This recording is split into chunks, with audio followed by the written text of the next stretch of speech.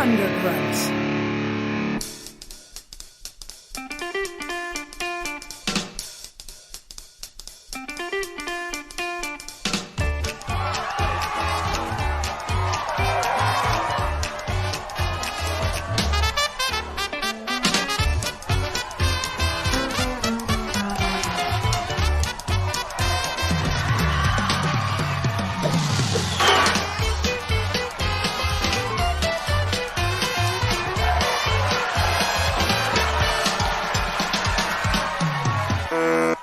Welcome to Writers Blockbusters, the show where we treat the final edit of a movie like the script.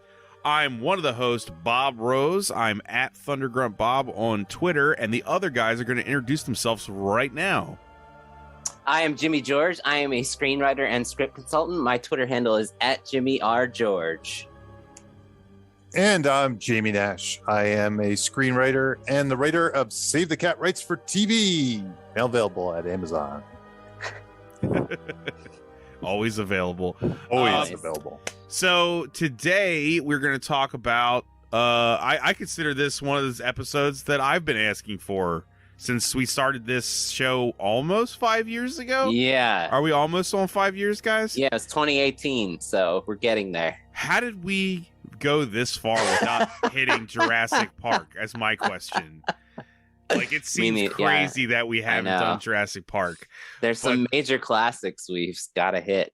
I know. Yeah. It's just a matter of not doing it every week or something like that. But we're going to talk about the original 1993 Jurassic Park, not Jurassic World, not any of the other movies, Jurassic Park. Before we get into the script, we're going to go around the Zoom table, and we're each going to talk about our experience with the movie, what it means to us. Let's start with Jamie. So last night was the first time I watched this movie. I haven't seen it. Yeah. So this one is an interesting one. I'm going to start out. I'll throw a fastball down the middle to start us out, just to show you how weird I am with this movie in some ways, and it's going to be different than you'd suspect, right? Ooh. When this movie first came out, if you would have asked me like 15 years ago, I would have said, and I would have been the only person living in the world that would say this, I liked Lost World more than Jurassic Park. I like the second movie more than Jurassic Park back then. And I'll explain why a little bit. So this movie, I'm a huge Spielberg guy. This movie was hugely hyped. I got the book before I saw the movie because I was so excited about it. I'm also not a big dinosaur guy. I was never a real big dinosaur guy, but I was so excited about the premise of this movie. It's so cool. I bought a poster for it 2 years ahead of time from Suncoast Video. That's how hyped it was. I had the poster, I had the book, I had all the stuff, and I really loved the movie. And I was blown away by the special effects and all that. But I was a little older, is also, you have to understand. I think 94. So yeah, I was a year out of college. So 93. I was starting work 93. So I was just out of college. It was that's the year I graduated from college. So I was a little older, but that was the height of my like movies every week on Friday, but it also was, I had the baggage of being a kid who saw Empire Strikes Back, Jaws, all the stuff, Poltergeist, all the movies, RoboCop, all my favorites, Die Hard. And so by the time I got to Jurassic Park, I was more in, I don't know, Terry Gilliam world. I was watching film school stuff, I was doing that kind of stuff. So when Jurassic Park came out, even though I was hugely hyped and stuff, I saw it first day, went with a big group of people that I kind of gathered, watched it. And this is a long way to say I really liked it, but it wasn't like my top 10, where the next generation of people, I feel like this is their Star Wars. So it's not a negative review at all, because I really like the movie. And as the years have gone on and I've watched it more and more, and I've watched Lost World more and more as well, it's probably in my top 25 to 50 movies of all time. But I get where people a little younger than me put this, like, this is almost their Star Wars, because they saw it in the theater and it blew their mind. And much like Star Wars did for me when I saw these special effects that I'd never seen before, it can't be underestimated how revolutionary the dinosaurs were just graphically.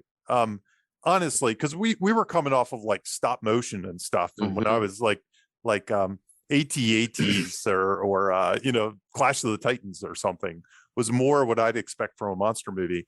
These were photorealistic.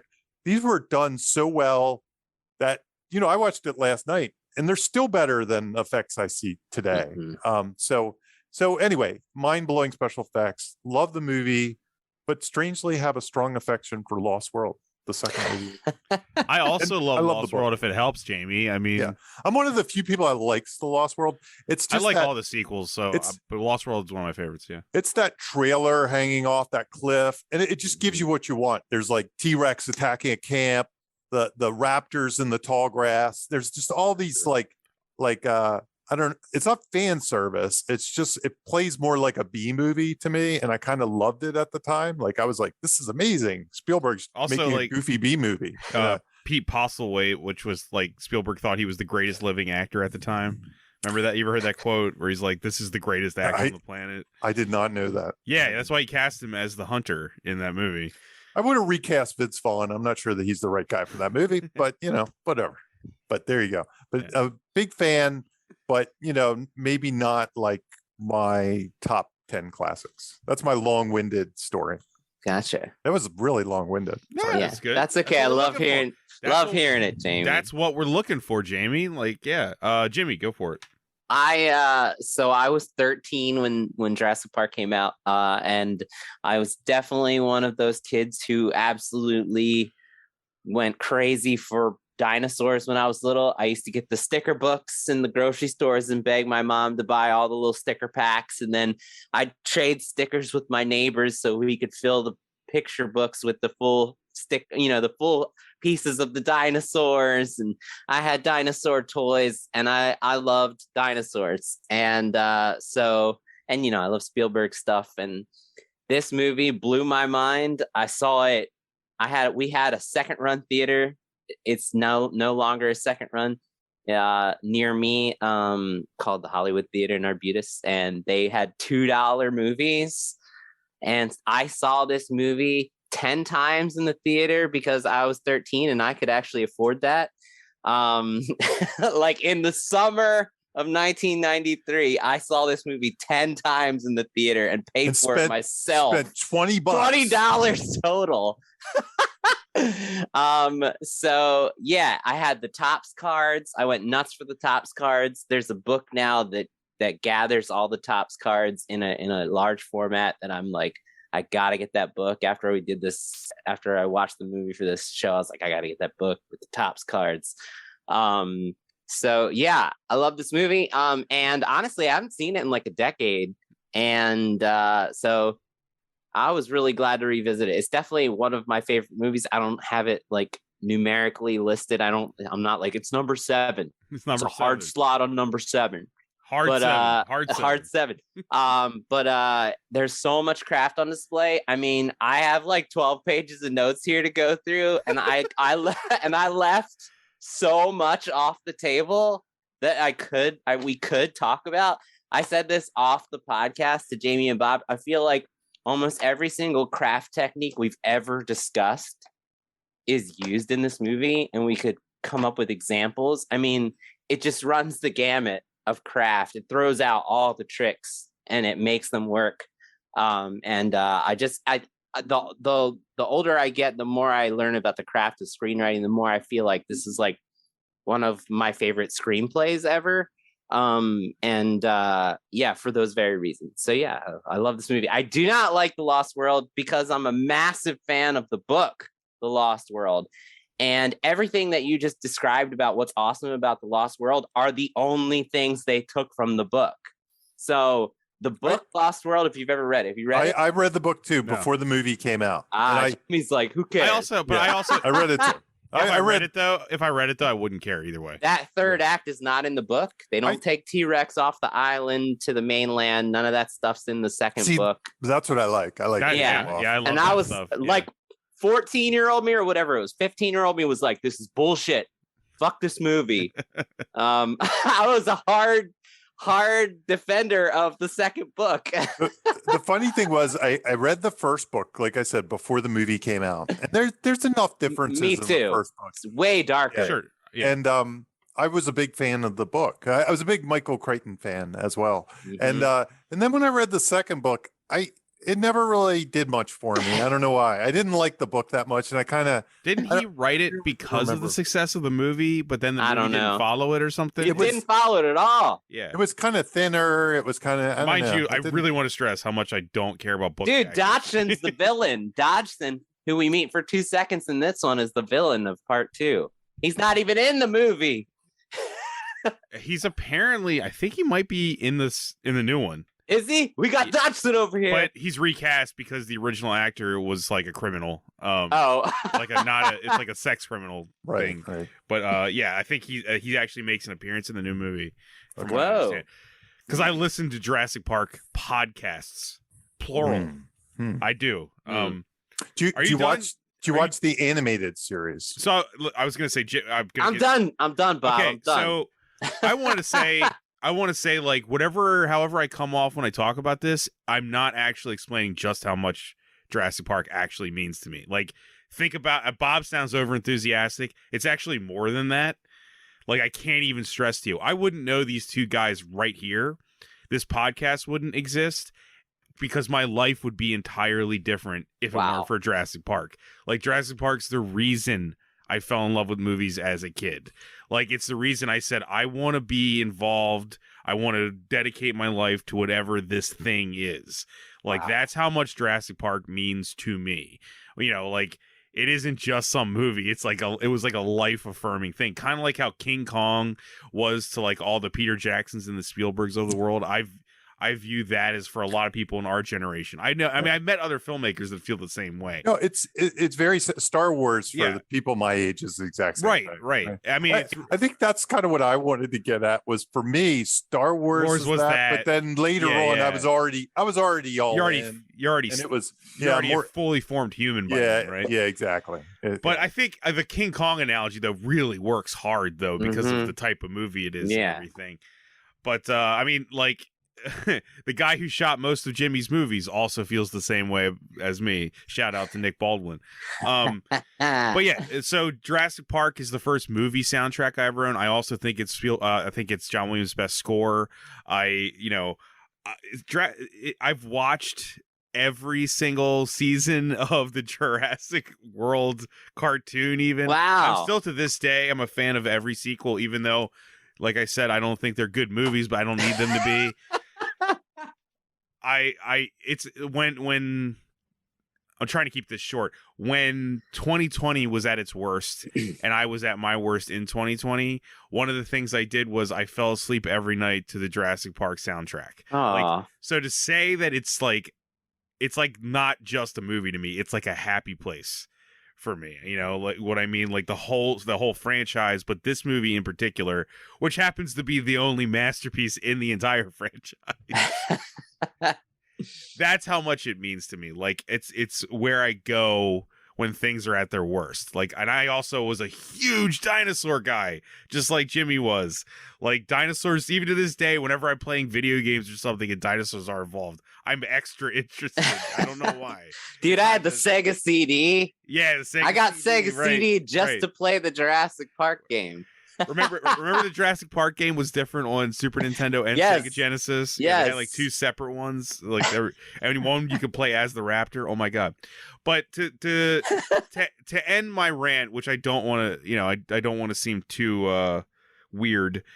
Jamie, I still have the entire collection of Lost World toys. It is sitting in a bin at my mom's house. I say that as a 40-year-old man. I don't play with them anymore. But when that movie came out, the merchandising for Lost World was on the level of Star Wars. Mm-hmm.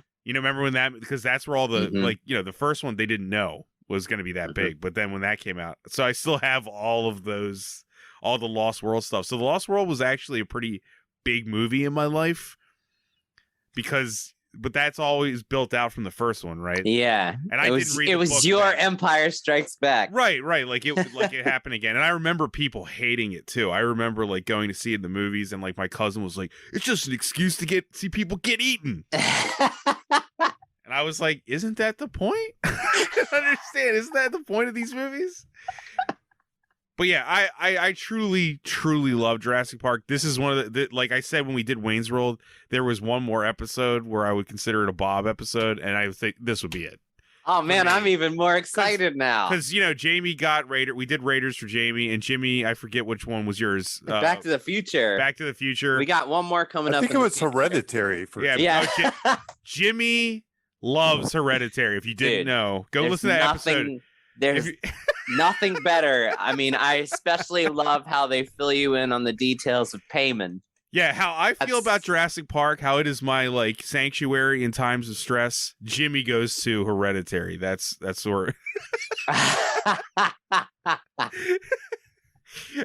So yeah, I like Jurassic Park. But we're gonna talk about the writing of Jurassic Park, which I think, if you guys remember when Jurassic World first had the trailers come out, and everyone, for some reason, because we are all spoiled, rotten trash people, complained about the CGI in Jurassic World, which, by the way, was never a problem at all. It looks incredible. But when all those arguments were taking place, I don't know about you guys, but my first thought was like, Jurassic Park was revolutionary, but the reason it's a fucking classic is because of the writing. Yeah, pretty much. It's not. The special effects definitely made it a revolution, but it's also a great movie. Everyone complaining that the CGI looks slightly off. I was like, do you all think the first one is a classic because of the CGI? Because of the effects. I mean, no, it's there. It helps, but that is not why it's a great movie. It definitely is underappreciated as far as the script craft. Yeah. Right. That's what I was kind of trying to get us into here. Like, I agree. Like when I just remember those complaints, and I was like, yeah, the first movie's not great because of the great special effects. Yeah, there's plenty of movies with great special effects that we have forgotten about completely. I know. Yeah. Yes, I would say the big difference between Jurassic Park and Jurassic World for me is the level of craft on the script level. So Right. Yeah. Exactly. But I wasn't even comparing those two. I was just saying people acted like the reason Jurassic Park was a famous franchise was all effects. And I was just like, the effects, nothing else. I was like, no. The first movie was actually really well made. That's actually the problem. How quickly we forget. It also was directed by Steven Spielberg. Anyway, Jamie, who wrote this shit? Yes. Who wrote this shit? Michael Crichton, of course, wrote the book, and he was paid $1.5 million plus back end plus $500,000 to take a crack at the script. And then David Koepp came on board and finished it off for a whopping $10 million. No, I don't know how much he got paid. I was going to say, where are you reading that? I have a list of how much everybody got paid for. Yeah. John Williams got $50 for this This was the time when Michael Crichton and Spielberg were working together a lot, right? They did so simultaneously, right? Apparently, that's when Spielberg heard about the script. He was working with Crichton on ER, and he mentioned to him that he had written this book. It was unpublished. It went It went through a bidding war, and according to Wikipedia, the source of all things, this is something. This is something I never heard before. And there is the movies that made us about Jurassic Park, but it's mostly about the effects. If you watch that one, I found like it's a lot of effect stuff. But the one tidbit in Wikipedia had, there were two competing offers other than Spielberg in a bidding war for this book, this unpublished book. And here they are. And I've never heard this before. Maybe you guys have. Warner Brothers and Tim Burton. Burton. There were actually, I'm sorry, there were three. Columbia Pictures and Richard Donner, which I could kind of see. I kind of see that, yeah. That'd be awesome. Bob's going to like this one. 20th Century Fox and Joe Dante. Oh, Jesus. See, you know what, though? He would have not made it sincere. No, it would have been like... It would have been, yeah. So it would have been like a talking Bugs Bunny dinosaur or something. Something would have happened weird. I feel like he got his man versus nature stuff out in Gremlins 2. Mm-hmm. So I mean, the only one that makes sense there is Donner. Like I could see if you had Zemeckis in this list, Zemeckis would figure it out. Zemeckis would make sense too. But Tim Burton, like what? No. Can you imagine? Especially 1993 Tim Burton. I mean, not that he's that much different now, but it just, I don't know. It's strange. Yeah, that's wild. I definitely did not know that. Yeah. I don't know if it would be what it is now had any of those guys tackled it. Maybe Donner, but I don't see that. I'm trying to think, like Donner was probably coming off like Lethal Weapon 4 or something. Yeah. Yeah. Probably 2. Yeah. But Cap had written for those other guys too, right? Like a few of them, right? Like Death Becomes Her was Zemeckis and Zemeckis. God. Looking at stuff he's written, Mission Impossible, Carlito's Way. He did a draft. He definitely did Spider-Man 1, maybe Spider-Man 2. No, Spider-Man. Yeah. That was like his peak right there. I mean, he was the hot writer. He was the one that was on all the blockbusters. Hell of a career. Yeah. He kind of leveled off after that. He started to direct, I guess, too. War of the Worlds, Zathura. Holy shit. Crystal Skull. I'm thinking Crystal Skull is when he started to level off. He did write The Mummy, which you can't argue it doesn't have like a that's fun. Super popularity. Yeah. And Steven Summers, man. And we probably should tackle that at some point. Yes. Well, no, he write didn't he write the other Mummy? Or I thought he wrote the. Did he? Oh, he wrote the Tom Cruise. He wrote the Tom Cruise one. Never mind. Yeah, we should. I'm looking at a webpage that is out of order. Summers Mummy versus the. That's not a bad idea though. Not a bad one. Yeah, that would be good verses. Yeah. The only reason I remember that is I think he came in and wrote the Tom Cruise Mummy, but then McQuarrie came in and rewrote when Tom Cruise came aboard. I think that's what my understanding was. Who directed that? Was it Kiva? No, that was Alex Kurtzman. Right? That was Kurtzman. Jesus. Yeah. Right. Kurtzman and Orsi fame, but just Kurtzman, who's now pretty much the Star Trek guy. Kind of fell into the Star Trek. A big web of talent or whatever. Yes. You can always fail upwards, right? Yeah. So just to give you a feel for 1993, this was the number one movie. By the way, the budget on this is listed as $63 million. Super cheap, like cheaper than a rom-com. That's nowadays. Like a mid-budget now, right? Yeah. Like that thing. That's a Netflix movie now. That Sandra Bullock, Channing Tatum movie probably costs more than that. You know what I mean? Yeah, The Lost City or something. Yeah. That probably costs twice as much these days, but inflation and everything. Yeah. The number 2 movie, 1993, The Fugitive. So Jurassic Park, it has, I guess this is domestic because it actually has listed as like 1 billion as its total, monies. But this is domestic 93. So gross was 338. It's the number 1 movie. The Fugitive, number 2 at 176. So, almost half as much. And then The Firm, Sleepless in Seattle, Mrs. Doubtfire, Indecent Proposal, In the Line of Fire, Aladdin, Cliffhanger, and A Few Good Men. Those are your top 10. There's nothing under Jurassic Park that's even remotely like it on that list. Yeah, and most of that stuff would never be in the theaters today. Hardly any, really, except with the exception of maybe Aladdin. Aladdin was in theaters technically a few years ago. So. None of them really feel like blockbuster filmmaking as we know it today. Yeah. I mean, I guess The Fugitive was back then, but now it's just a Liam Neeson movie or something. Yeah, or that would be direct to Redbox. Yeah. Amazon Prime movie. Yeah. Yeah. Going a few down, the number 12 movie was Groundhog Day. Oh, man. What a year. Good year. Yeah. Yeah. God. It's pretty good stuff. Wait, number 17, The Crying Game. Really? Who would have thunk it? Yes. Okay. Damn. Okay. I mean, it was 93. Yeah. Yeah. Different world.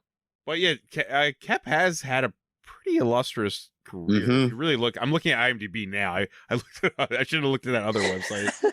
But yeah, he's written a lot of stuff I truly love. No, me too. He was definitely in that 90s to early 2000s. He was the screenwriter. He was probably the top gun. He was the Maverick. I guess his directing career didn't go as well because he directed Premium Rush, then Mordecai. Oh, weird. I've never Remember that? seen either of those movies. Yeah. I mean, not, Yeah. good for, not- Good for him, dude. Yeah. Working is working. Jamie, I feel like we ask you this at least once every other episode. Do you want to explain in media res? Yeah, sure. We should probably start in the middle of like, try to do it by example. Like I'll just be halfway through, and that's what in media res is. On to the next topic. On to the next topic. Yeah. It'll be like a little Stephen Wright joke. So, yeah, in media res, it basically is the process of joining a story in the middle of the story. So you kind of have to catch up, and it's a trick that is often used at the beginning of movies, like think of a James Bond opening or something like that. But the cool thing is you can use it in other places as well in your movie, and it almost gives a feel of like being at the start of the movie because there's a participatory factor to catch up with the story. It's kind of like I was talking to a friend about this the other day, and back in the 80s and stuff like that, when my parents used to take me to movies, we would sometimes arrive late and you miss the first 5 minutes. And there's something kind of cool about that because you are trying to figure it all out as things are happening. And that can be kind of fun too. Weird. I don't advise skipping the first 5 minutes. It kind of taught me that lesson at an early age. I'm not even joking about this. The first time I saw Jurassic Park in theaters, I didn't see the opening scene. Oh, wow. I didn't know. I didn't cold see open. I didn't see the cold open at all. I got there right when the lawyer was skating to the, getting pulled to the island. So, yeah, but this movie is a great example of how to use that and really to create that thing we've talked about off-screen movies in the past. Do you want to explain that too, Jamie? Yeah. So there's a Terry Rossio article on Word Player. I think it's Terry because Ted also writes articles too there, Ted Elliott. And there's a whole one, and I highly recommend, about the off-screen movie. And in media res is one kind of tactic for an off-screen movie. The off-screen movie, the idea is there's a whole movie, there's a whole world happening outside of your movie. And I can't remember the quote, but you quoted it the other day, Jimmy. But basically, if you show everything in a movie, that movie's boring. Yeah, that was the quote. The quote is the way to tell a boring story is to show us everything. Yeah. So if the more your movie has like this whole world outside of it that's kind of discussed or we know that's going on, we can feel it. Like war movies are great examples. Like Star Wars might be a great example of that. There's all kinds of things happening off screen, but we're only seeing one part of it. But we can almost imagine all these other things that are going on off screen. And it gives kind of a certain momentum while you're watching the movie. And I feel like every scene of the first half of this movie, as we're catching up, there's constantly some piece of information that gives birth to this off-screen movie in your head. Like when they pass the Dilophosaurus paddock and they talk about, like, we now know that the Dilophosaurus is poisonous. It spits its venom at its victims, blinding them and eventually leading to paralysis, allowing the Dilophosaurus to leisurely feast on its prey. And you can just imagine like some poor asshole who was like feeding it in the pen. And that's how they learn this. Oh, yeah. Somebody died to get that explanation. Right. Yeah. So there's a whole movie. We now know. Yeah. We now know. And there's constantly these little drips of information that create just tease you that there was this whole backstory to lead to that one little sentence and that one little image. Like, holy shit. You know what's funny? When I watched this movie last night, and I thought I had this movie memorized. I thought this was one of the movies I probably wouldn't even have to watch. I could just remember most of it. But I forgot about the second scene in this movie. I thought it just skipped. I thought it left that off. You forgot about the off-screen dig? movie. I forgot about the dig. I totally forgot about it. He's a digger. Yeah. I completely like. I didn't even remember that character being in it. Because that actor, I was like, oh yeah, that's right. He's a lot of TV acting, right? Yeah. He's great. Right? Manuel Davalos in Medium, man. Medium is 8 seasons. Right. Yeah, he was just in Barry as well. But awesome. He was. I was like, oh, I totally forgot. I totally blanked that scene out.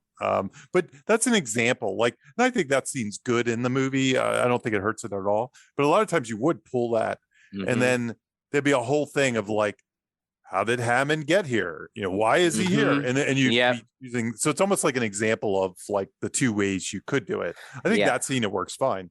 I'm not saying it should be taken out or anything like that, but you could, in theory, if you were fighting for page count, or you were writing a spec script and couldn't write a 150-page first draft like David Cope.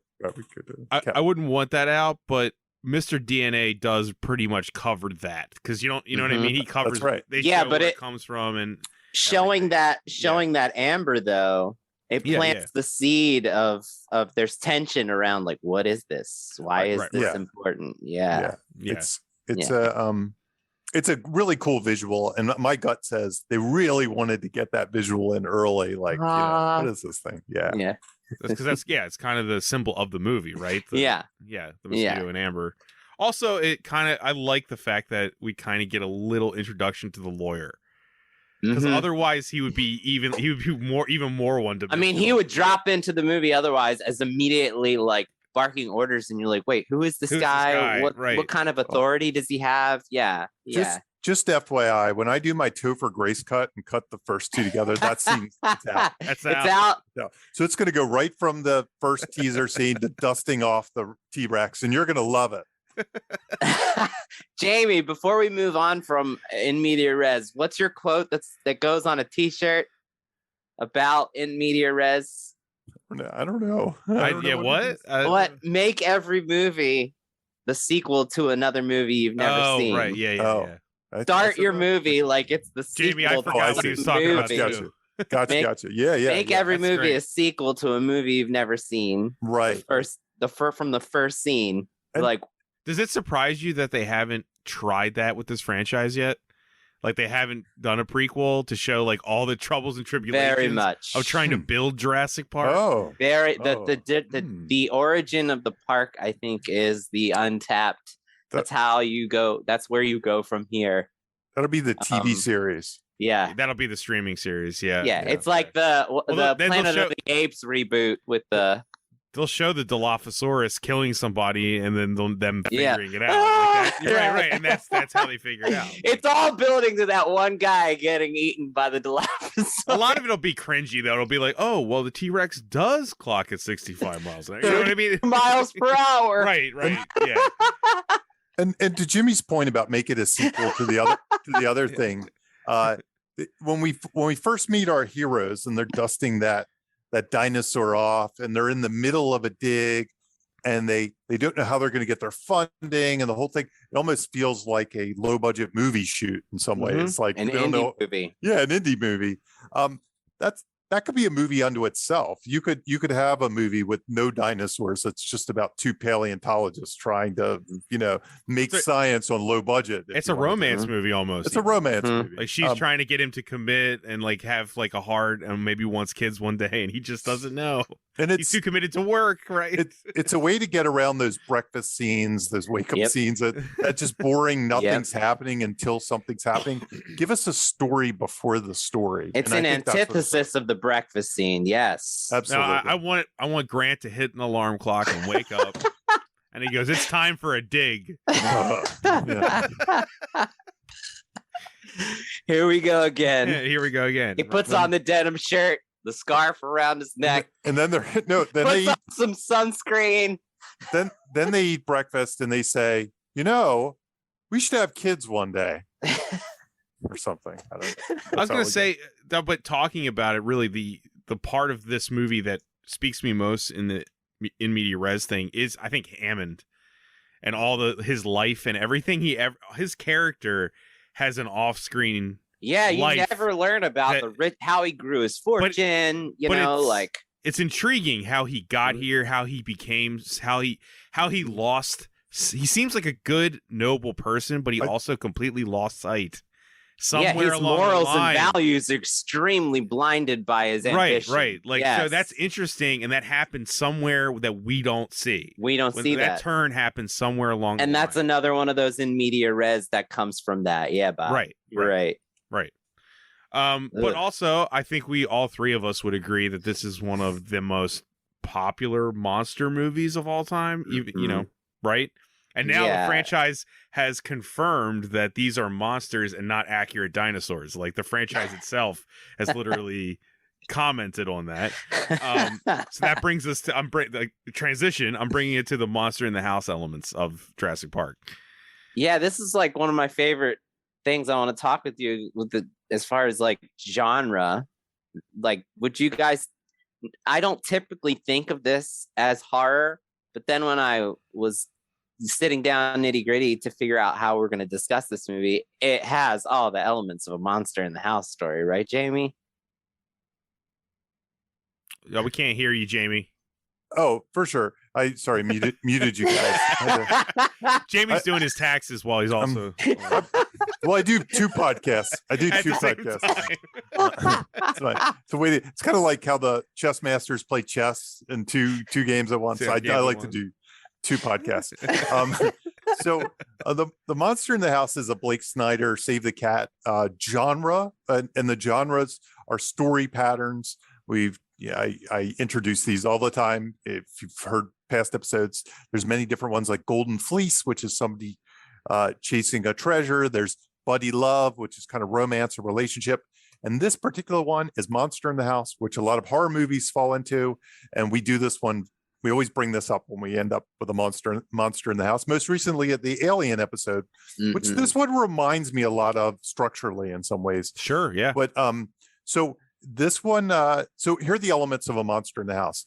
There's a house, which is the trap. It's the thing trapping that they're trapped in. In this case, the park is the island. House, the island. Yeah. There's a monster in that house. They're trying to survive it, but they're trapped in the house. And there's usually a sin, almost always in a good horror movie, there's a sin that brings about the monster. It kind of makes us culpable. It kind of puts karma against us in some ways. So we deserve some of the pain. And it might not be the main character that did it. It could be humanity. It could be the government, or it could be a company that we work for or something like that. Like they built the houses, but didn't move the graves, or they wiped out the tombstones, but didn't move the bodies. And in this case, I think the sin is kind of, how do we say it? Is it corporate greed, lack of corporate ethics? greed, playing God? Yeah. I mean, that's a good one, Bob. It's like controlling Mother Nature for profit, is what I said.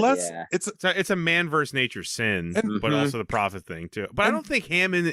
I was going to say is not about profit though. Yeah, he's more like ambition, and he has blinders on because he wants to get to the end result. He's seeking shortcuts, kind of, maybe, or it's hubris more than it is hubris. Yeah, that's a profit. Hammond wants to bring something to the world from his own hand. Whereas Jurassic World, it becomes corporate greed. It leans heavily into that part of it. Right. Yeah. This one's almost like an obsession with kind of a noble quest in some ways. It's not, as he sees it. It's not like I don't even think, I don't know, this gets a little bit into theme, which we'll talk about, but I never really thought like the pursuit of dinosaurs alone is an evil thing at all, or the cloning. I'm not sure if it's wrong or right or anything like that. Like if they did this in real life, I wouldn't immediately say it's wrong or right. I mean, I don't know. It seems like it would go bad. We can table it for a few minutes. We'll get there. It's just one of those things. Yeah, we'll talk about that when we get to the theme. But and then you have monsters, the dinosaurs, and all that stuff. And then there's many other things that commonly come up in Monsters of the House. Jimmy, you want to take? Yeah, I was like, sort of to support that. Yeah, this is a Monster in the House movie, obviously. But it's funny that I typically think of it like a family adventure. but it's really like at its core, it's got all the things we commonly talk about as techniques to tell a horror story, which is it has your cold open monster kill, right?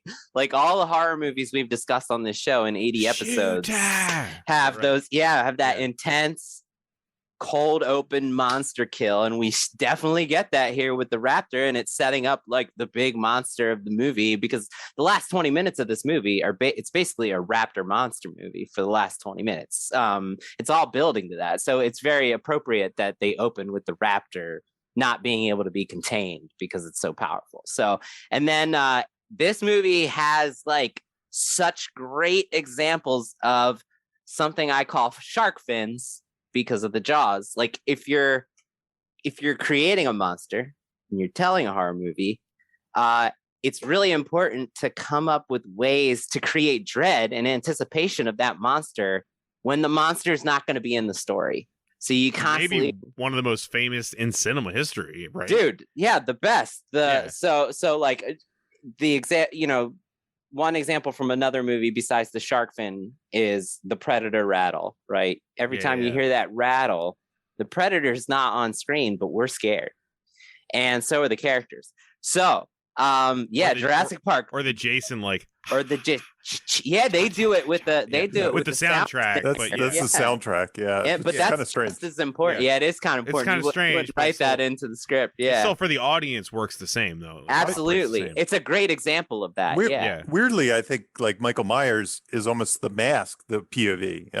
They do that POV. sometimes. Yeah, the POV, right? Dude, that's a great example. Yeah. So this one has a ton of them. The water ripple, like you said, Bob, is like the most famous warning sign of your monsters. Right, you creates dread every single time there's a water ripple somewhere on screen. We feel tension that the monster is going to come. Footprints. There's like 50 different shots in this movie where there's dinosaur prints on the screen, and like, oh shit, that means there's somewhere nearby. Snarls and roars. There's random snarls and roars like crazy, even when the monsters aren't on the scene. So we're sitting there, we're trying to catch our breath, but we hear a snarl or a roar somewhere, and we still feel tension even when the dinosaur is not there. Even when the Vegisauruses, the brachiosaurs are around, just their roars, we're so conditioned at that point to feel tension when we hear it that it makes you feel uneasy. The distant thuds, right? Impact tremors. The impact tremors, and it even plays with that, with nature making these impact tremors with thunder and wind sounds. They play with your expectations of the thuds by having other things that sound similar to thuds that are in nature. So it's basically still nature is the threat. And it's unique because we don't have examples of animals in nature that make thuds of that. What? Right, like what example of that in our lives do we have? Anything that so it couldn't be more specific to this movie, right? Good call. Yeah. And the rustling trees. I mean, there's so many scenes in this movie where there's rustling trees, and it might not actually be a threat. It turns out to be. But we're like, oh shit! Like there's a rustling leaves. Not to keep bringing it up, but the Lost World does the rustling trees and grass thing so well. Yeah, it does. It does. And I mean, Spielberg's a master at this. Maybe you'll pull me over to the side of Lost World by the end of this episode. If you just go at it as a fun movie, Jimmy, it's fun. No, it's fun. Yeah. No, my last one for this is one of the things I was really struck by this time watching it for this show is how it uses the art, the logo, and dino drawings in the background and the toys to constantly create tension, because what we'll do is we'll cut from a scene where there's horror, and then we cut and we're still seeing dinosaurs that like contrast that with like the commercialization of it, but you feel like, oh shit, like there's the skeleton of a dinosaur that makes me feel like the dinosaur might be there in any moment. And they even do that, right? There's this amazing shot of the raptor walking into the shadow of the painting. Yeah. Even before that, there's a shot where Tim and Grant are speaking to each other, catching their breath after surviving that whole ordeal. And there's a raptor drawing in between them, just staring down Grant, and then like a minute later, the raptor lines up with that shadow. That is fucking fantastic. I'd also even say a warning sign, especially in this movie, is a fearful gaze. Fearful. Oh yeah, dude, that's a good call. Like just like the sunglasses, right? Oh, a character seeing something that we're not seeing, but we see it in their expression. Fearful gaze. I mean, what is that called? The Spielberg face? The Spielberg something like that. There's some term. There is a term for it. Yeah, because and then too much or whatever. Who cares? It's awesome. Oh yeah. Tell them how to direct. So what's that? 1, 2, 3, 4, 5, 6, 7, 8 different tech tools this movie uses to constantly create dread, even when the dinosaurs aren't on screen. So it explains why you're constantly feeling this tension about the dinosaurs, even though we might go 10 minutes without seeing an actual dinosaur. So it's just a great technique to use for horror. This is the one area where I'm like, I could see the same Raimi version of this, because he does that really well. Yes, he builds the tension in those scenes, like Doc Ock climbing up the building. That's almost a Jurassic Park scene with the, just that's true. He does that. He does that really well. Yeah. So just like one final note on the shark fins is, if you've got a monster, if you're writing a horror movie, take a minute, take 5 minutes, and just whiteboard what are your shark fins? What are your water ripples? And how can you play with that in many ways? And Jamie, Premise Pretzels isn't on the sheet, but I was really like watching this.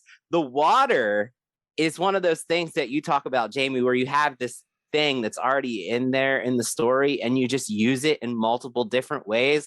The water is that same glass of water, like Grant picks up that glass of water and there's a whole dialogue scene with him flirting with Ellie, and the water becomes an object of importance. I mean, Malcolm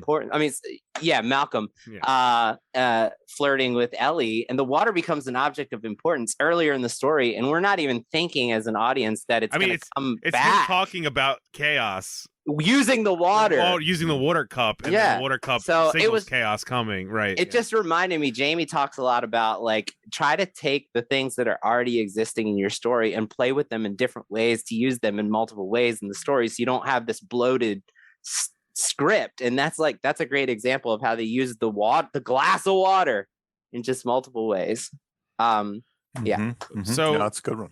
The next thing that was on here, I actually thought a lot about this, the Half Man, because I feel like, we always talk about the Half Man. Would you guys agree that, I mean, it seems like the obvious answer is Muldoon, right? Is it not? Is there any other answer? I want to hear your takes. I got a couple of takes. I mean, Muldoon does do the praise of the killer speech, and he is a hunter, so he's hunted everything. He says he has hunted everything. Do you want to explain the Half Man, Jamie? Yeah, sure. Ahead. So Half Man is another monster in the house kind of element. The Half Man is usually someone that's faced the monster and has some inside knowledge of how to defeat them because of their hard experience. So Quint is the quintessential Half Man. He's face sharks. Quintessential. He has the scars to show for it. So that's that's Half Man in a nutshell. Yeah, Jamie, who do you think the Half Man is in? This one's really tricky because I do think I think who Bob's saying Muldoon is the right one from the experience and the praise of the killer and all those things. But the character isn't elevated as much as most Half Men. It just seems almost like an aside or a way to punch up that character. It doesn't feel like the typical Half Man character. But if I had to slot one in, that's who I would go with. I was tempted to go some weird thing like saying like Jeff Goldblum was a Half Man because he experienced chaos theory or something like that. But I think it's obviously Muldoon, but I think you could spread it loosely across like Grant and Malcolm. Even. Grant was another one because he does like the fear in his eyes when he says "You bred raptors," the famous line, right? Yeah, you bred like that right Who there. Who knows them better? Who knows them better and what they're capable of, right? Yeah, and I was gonna chime in with kind of agreeing with you both. I feel like it's kind of unconventional in a good way, and that like Grant functions as a half man. Muldoon functions as a half man. Malcolm functions as Malcolm. Ellie has constant warnings. You got bringing up poisonous stuff. You're killing the animals. The movie points it out too, right? Like he says, only the blood-sucking lawyer is on his side. Right. All three of the scientists are throwing out warnings using their knowledge. I mean, and the Malcolm thing with the life finds a way is a praise of the killer speech about life itself, right? Mother Nature is going to get you. Muldoon is just more pointed in about the rat. He's like the half. He's your prototypical, He's the half man of the Raptors. How's that? Is that better? That's good. He's the half man of the Raptors, whereas they're the half men of the Sin. Yeah, that's good. That's good. That's good, Bob. It's definitely unconventional though, because when I started to think, this question made me think about Jaws a little bit, and I'm like, this is a weird movie in that our lead character is really the Richard Dreyfuss character in some ways. He's the book smart one, right? The one that with all the knowledge. And Richard Dreyfuss isn't the half man in that. So I was trying to no, you're right, because Richard Dreyfuss doesn't show up and bring up all his shark knowledge. He just it sort of gets he gets overshadowed by Quint, who's really in the trenches. Who's like, I've seen this thing face to face. I've fought it. He's boiling shark jaws when he meets him. The difference is that with Jaws, that you're dealing with something that we have knowledge of. I guess the approach here, why it's the correct approach, is there's paleontologists and there's but none of these people. We're literally a story also about discovery, right? Like these characters have never actually seen a T-Rex in the flesh, right? So you have to write it like this. Yeah, the half man has to just be theoretical half man. Like you shouldn't do this because it could go wrong. We don't actually know because we've never seen one, right? But I think the fact that I think it's cool that it kind of has three. I mean, if you throw three Quints into Jaws, it kind of feels lame if you think about it. You need pushback. Yeah, like the fact that there's three of them that we can speak to, and even Ellie says a lot of stuff that comes across as warning about what they're doing and how it's going to come back to haunt them. I think it's pretty cool that it works, and it's instructive that you could have multiple people who are throwing out warnings and it works, No, totally. I wouldn't have said that was going to be the answer, but I think we're all agreeing that they all they all even have okay, you said the Malcolm praise the killer. There's the Grant thing. It says when he does the whole we've just been thrown back into the mix together. Ellie has the whole you have plants in here, that you think are beautiful, but and Grant's talking to the kid how the raptors hunt. They'll these are all your guts. They'll eat you alive. I mean, that is fucking. These are all it doesn't get any better. It's yeah. Now the book had this. They had this Encino Man kind of character. It was like, I fought this thing. The best. That's kind of an interesting T-Rex. That was the Joe Dante version, actually, if I remember. An unthawed caveman who's actually fought them. Which doesn't even make sense scientifically, but still, I love it. Are you doubting the science of Encino Man on a show that I'm on? I'm not sure. I mean, no. I mean, did Encino Man fight dinosaurs? Because he fought I think it was a woolly mammoth. A woolly mammoth. Yeah, right, but not a T-Rex. So even Encino Man gets the science right. Is my point. So if we threw that, I was more commenting on the cryogenic freezing of the. We all buy that's a given. That's a real thing. That really happens. Can we please do Encino Man? Dude, we are going to do a Pauly Shore movie before this is over. We have to. Yeah. Yes. So speaking of Pauly Shore movies being a great example of something, which is structure. Let's talk about structure in Jurassic Park. Jamie, I'm going to let you take the baton here. Yeah, and I didn't want to do a beat sheet or anything, but this is a really tricky movie. Like if you try to do a Save the Cat beat sheet on this one, it doesn't really fit. It doesn't fit. And it's one of those things, especially being a Save the Cat guy. Like I'm a believer that many, in fact, most movies kind of have a similar Save the Cat strategy going in. And then some of them don't fall perfectly into fit, even though this one does. It's just where it spends its time, it's kind of slow burn. And it's very similar to what we talked about with Alien, which is why I brought up Alien before. It, depending on how you slice it, the lock-in of this movie. So again, and I'll say what the lock-in is. The lock-in is when your characters have a goal, there's an obstacle in the way, and there's stakes. So it's kind of how you'd pitch your movie. And if you pitch this movie, how would you pitch it? You'd probably pitch it as people are trapped in a theme park with clone dinosaurs and have to fight to survive or something like that. That would be the quick pitch of this movie. When does that actually happen?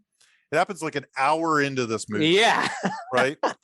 But that is the pitch still. So in my opinion, if you really wanted to be a purist and break this down the way I break things down, to me, that's when the second act really starts. That's when the movie starts. That's when the fun and games sort of starts. So you're pitching that 60 minutes into this movie, when they're parked at the T-Rex and the security has gone down, is the end of Act 1. Only because the way my strategy works, and I did the same thing for Aliens. So my purest strategy when I think of movie making or when I think of movie writing is I try to come up with that.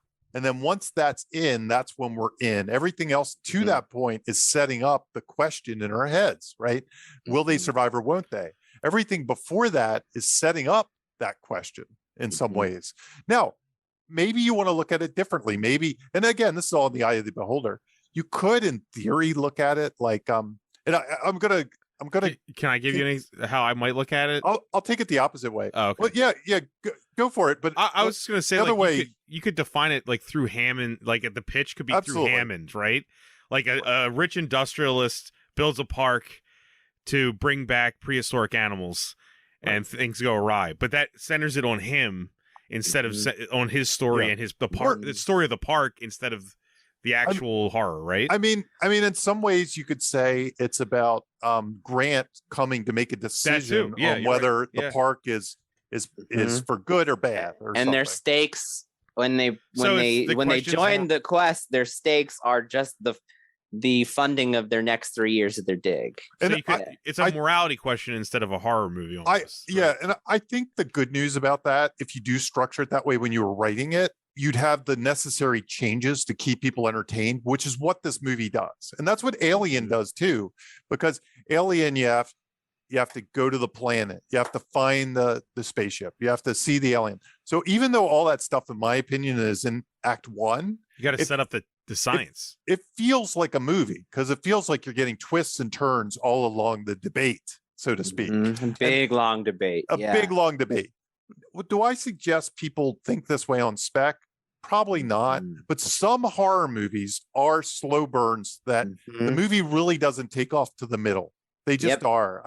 You talked about this in the Candyman. It's an hour. It's almost structurally, it almost fits exactly the same. It's like 60 minutes before Candyman shows up and we see him. And then after that, all bets are off and it's a completely different experience. And this is very similar with the T-Rex. Yeah. I find it especially true in horror movies. It's just the way it happens. I don't know why that's the case, but I think because there's enough tension in that hour and stuff, there's enough dread and you can keep feeding the dread and discovery. This particular movie has, and this is the other part. This is the way I'd spin it around too. I think Spielberg has an interest in doing these kind of horror movies because Poltergeist does have a much earlier break into 2.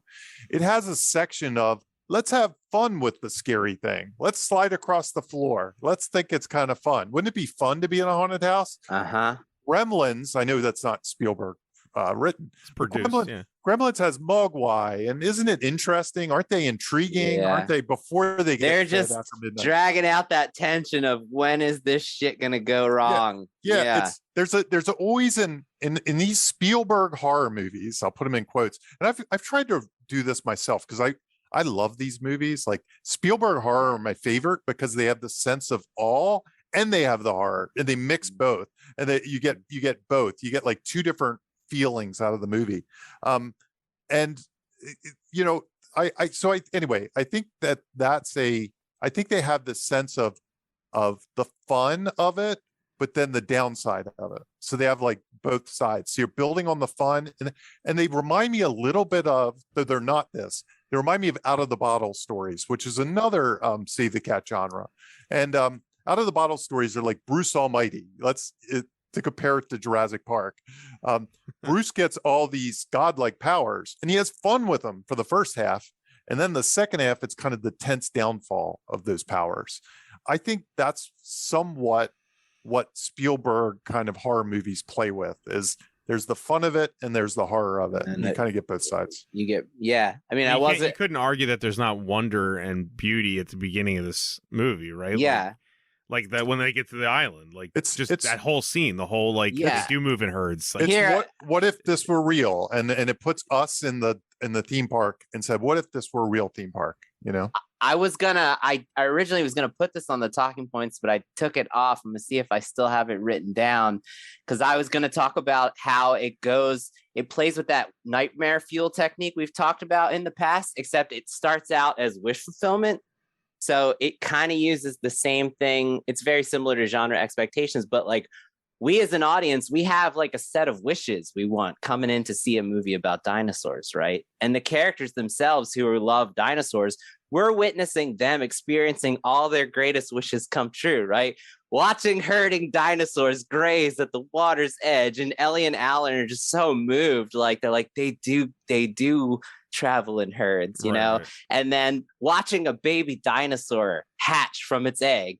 That is wish fulfillment from like every little kid who's coming to this movie, and the characters themselves who are dinosaur experts. We're giving them their wish fulfillment, their greatest wish. Even if you're not into dinosaurs, seeing a dinosaur hatch is incredible. It's like incredible, right? And then like when Al, even though the Triceratops is sick, Alan touches it and he says, "She was my favorite even when I was a kid.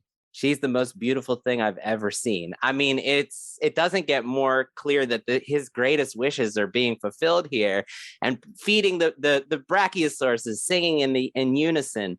Like it's just all this massive amount of wish fulfillment up front, like you said, to your point, Jamie, and then they turn it around and everybody starts experiencing the nightmare fuel of this scenario, right? It's all their worst. What's a paleontologist's worst nightmare, right? Getting chased by a dinosaur and eaten alive. Right. So yeah, No, that's to your point, Jamie. Man, so end of Act 1, you're saying T-Rex paddock sequence is the end of Act 1. I mean, damn. Just because if I had sat here and said, pitch me Jurassic Park, I doubt if you would say it's about a guy who's going to, for insurance reasons, figure out if a park. You wouldn't do that. You tell me the middle. Alien's kind of the same way, right? You'd say, oh, it's about this alien who's loose on a spaceship. To me, really, what's the other? My definition of answer, right? Well, so you want to go ahead and get into is Nedry next?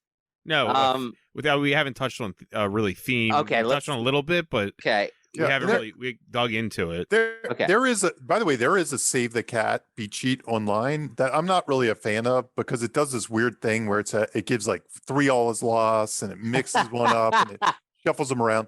And to me, I think it shows you the struggle of matching this movie. Try to retroactively fit the technique. Because we didn't even get to it. But the other part is this one doesn't have a pure all is lost moment either. Like there's not one with a Dark Night of the Soul that I really see. That's another issue with its structure. It could be the ice cream scene. Maybe you could argue that with Hammond's character, but not really with the movie. Yeah. It's really a tricky one for a bunch of structure reasons. But that one is the one thing I'd say about it, and it tries really hard and it's well thought out in its own way. But I think once you get into Save the Cat and you're like, it's kind of like giving directions. And if you said, how do I get to the store? And I said, there's a left turn, there's a right turn, and there's a left turn, but I'm not going to tell you what order they're in. And that's only so useful. You're like, okay, I take a left turn. You know, see if you can find the store if I told you how to do that. I'm picturing Jamie on the street holding his chin going, right. Yeah. Okay. So is the right turn first or is it after? I mean, that's kind of what that beat sheet, that's the problem I think of having. Like at some point you just have to say, you know what? These Save the Cat elements are not in this beat sheet. And we just have to acknowledge that. And it's a great movie. And so be it. So be it, right? That's And it's a that's different coming strategy. from a Save the Cat author right there. Okay. Yeah, and I have a different approach to it in that way. I always say Save the Cat is my strategy, and there are other strategies you can do. There are other strategies. Some of them work, some of them fail, and some people get stuck and they need a strategy, so they turn to a Save the Cat book, like Save the Cat Writes for TV, now available at Amazon. Yes. Bingo. Anyway, we were talking Nedry or something. No, let's go to theme. We'll come back. I was going to say, okay. we touched on theme a little bit in Monsters in the House, but do we really want to dive into theme right now? Jamie, I want to hear Jamie's take and see. Yeah, so this one is just one I'm curious to hear, like almost with structure. I don't have anything conclusive. I'm almost like batting it around with you to see what you think. But theme here, the reason I bring up theme here is I watched the Lessons from a Screenplay, which I love those videos, and even this one is a good video and got my head thinking.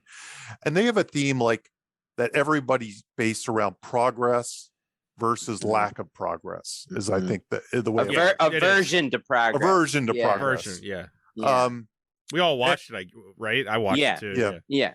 And that honestly, that didn't resonate with me. And for a couple reasons it didn't. One, I always say that if your theme is, and I run into this a lot with co-writers, like us, co-writers that aren't used to me and what I do, they'll say, well, I don't know what the theme is of this. Is it, progress versus, and I'm like, no, it's whatever the heart of the character is. Like, I'm always looking for the heart, not the head.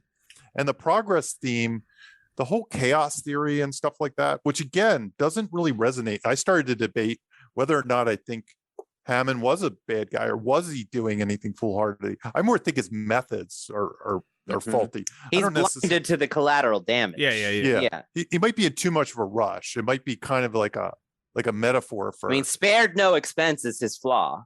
Yeah. That's his flaw. Yeah. But not be cautious and ask the questions, to me is his flaw. But to me, the heart of this comes down to something more with Grant and the kids and things like that.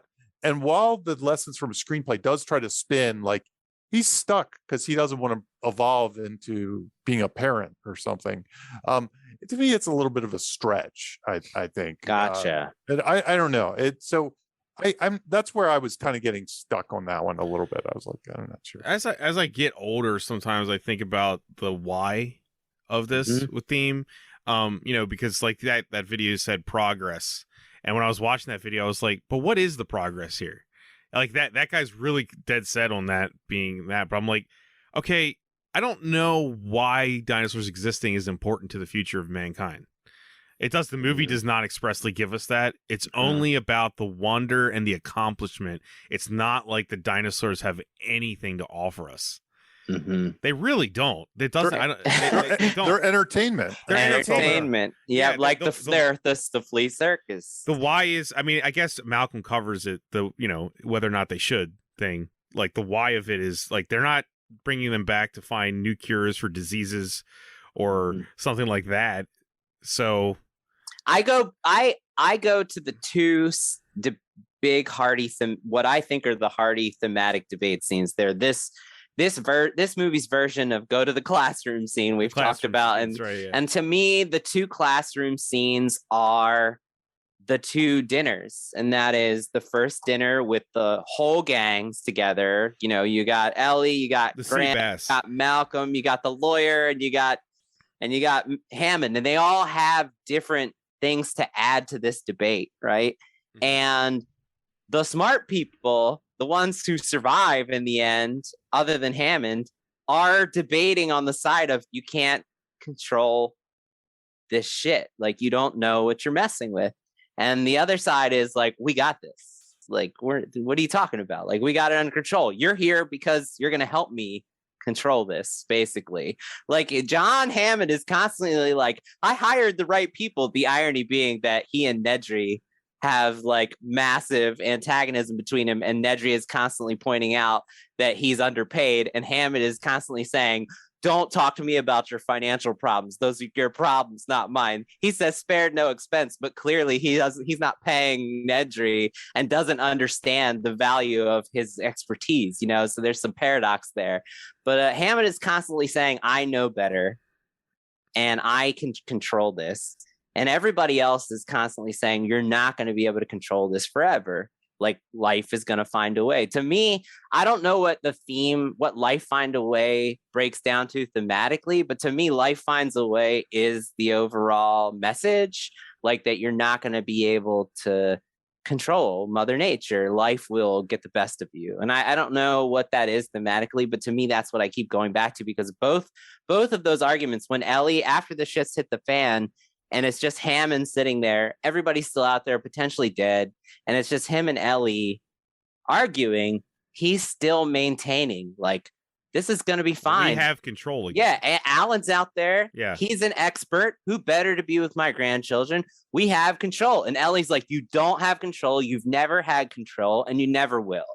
Right? And the only thing that matters are the people that we care about and we love. She says that. And then, so I don't have an answer. That's kind of like theme right there too. Yeah. Like yeah. I don't know what that answer is. I really don't have an answer. If the theme was the only thing that matters is people, you could also look at it like Hammond could have spent all this fortune on helping humankind instead of bringing back dinosaurs for entertainment value, right? Like, go ahead, Jamie. Well, there's a famous kind of, I don't know if this is a famous quote, because I don't even know that these are the words, from Michael Crichton. And he kind of says, you know, basically his approach to these science fiction things is, you know, technology, there's good and there's bad, right? Yeah, right. So the cool thing about that I like is it kind of hints at some of the best arcs are you have one extreme of the spectrum and you have the other extreme of the spectrum. And all the characters kind of, what they need to do is grow to meet in the middle. They need to be in the middle. They have to realize there's good and there's bad. They have to be more modulated about it. I think there is something to say that Grant wants to be in control and Hammond wants to be in control. And Grant has to allow for the chaos in his life. And that's what will make him a parent eventually. He will realize there are things he can't control and there's still joy in that. Right. Yeah. That's right. Computers, kids, whatever. That's what he needs to do to stop being a grumpy old man. Hammond needs to realize that he can't control everything. And therefore, that's kind of what, you know, he can't dictate all the terms of everything. He has to understand. I think Hammond needs to learn that ambition comes with collateral damage, and that like Hammond to that very dinner. And that we'll talk about this later. That's the first moment I feel like the movie shows us that his eyes are open to his mistake that he forgot about. It's the first moment of pushback in this years-long process. He forgot about the collateral damage along the way, and I don't know what that says, but yeah, related to control.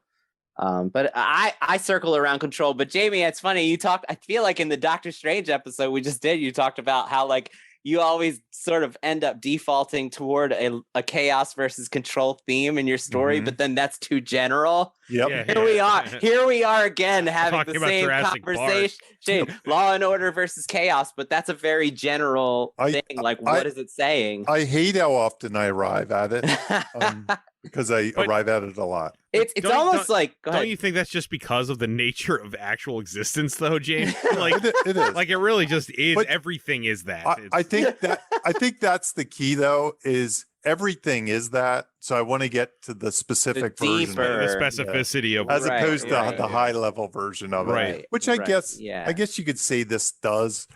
Having children is the specific version of that, you know, and Hammond's version, whatever that is, you know, being an entrepreneurial science rich guy is. I mean, there's definitely and look, like we can look at the spokes of the spectrum of characters. They all are circling around some extreme of this, right? Like Malcolm says he has like a whole bunch of kids and he's always looking out for the next former Mrs. Ian Malcolm. Like, right. So he's making a joke like, yeah, I love kids too much. and I love like relationships too much that I always mess them up because like I'm not good at them. And then you have Nedry, who's the opposite. He's just like focused on like, no one's paying me what I deserve. I get no respect, and he's literally he has no morals about profiting off of the control, the mother nature, playing God, right? He's just taking those embryos, he's going to get money and fuck everybody who's beneath him who might get injured by this, which is sort of a similar way to Hammond, except Hammond's all positive about it, right? Like it doesn't really matter.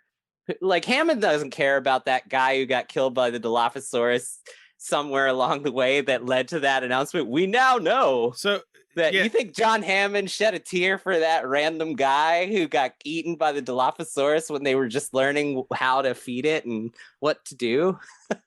Yeah, he's remarkably not concerned about the eggs broken along the way. Not at all. I was also going to say, like, just kind of searching in my own mind, too, like, there's also something to be said about the flea circus moment. Like, the theme of Hammond is, like, the search for truth, right? Because the flea circus was a lie. And he read that as a kid as, like, we're lying to people and they're still entertained. Mm-hmm. And then the movie is saying that when he made something real, it all went to hell. I don't know what the theme there is, but it's interesting. I think the movie though is showing you from the start little hints that it's broken from the start, right? Like it's broken. But they can't get the raptor in the cage in the opening scene. As soon as they see a dinosaur and they're filled with wonder, the next dinosaur they see is fucking dying on the ground and sick, and they can't figure out why. She's throwing up. There's still part of me that's the things though, if you take the flea circus thing versus the park thing, it's like almost saying that lying, sometimes you gotta lie. But you're saying what John thinks, what John I'm trying to think of the theme from his perspective. So what did he have to learn there? Like it's we're all circling around, we don't even know what it is. So I think it's a lot of things, but I mean I feel like learning from you guys doing this show over the last how many years is, Jamie has said several times, like sometimes the theme is amorphous. You get it when, you might not even know it until you're done or until the movie's out, right? I think the lessons from the screenplay video is very, very well made, and I think you should watch it. I don't necessarily agree with it. I think you can find those things if That's you're on YouTube for anyone that cares. It's very, all of their episodes are awesome. So I still don't know what the theme is, even after us talking. The progress, his take on the progress thing is very odd, because at no point does Hammond act like it's a progress of humanity. He's more a progress of his own ambition, his own wants and ambition. Right. I would even say, as a scientist himself, Grant wants progress. He just wants his own progress. He wants to learn about dinosaurs and things. Like when he sees Jurassic Park, he's pretty excited to see stuff. He's not like, what did you do?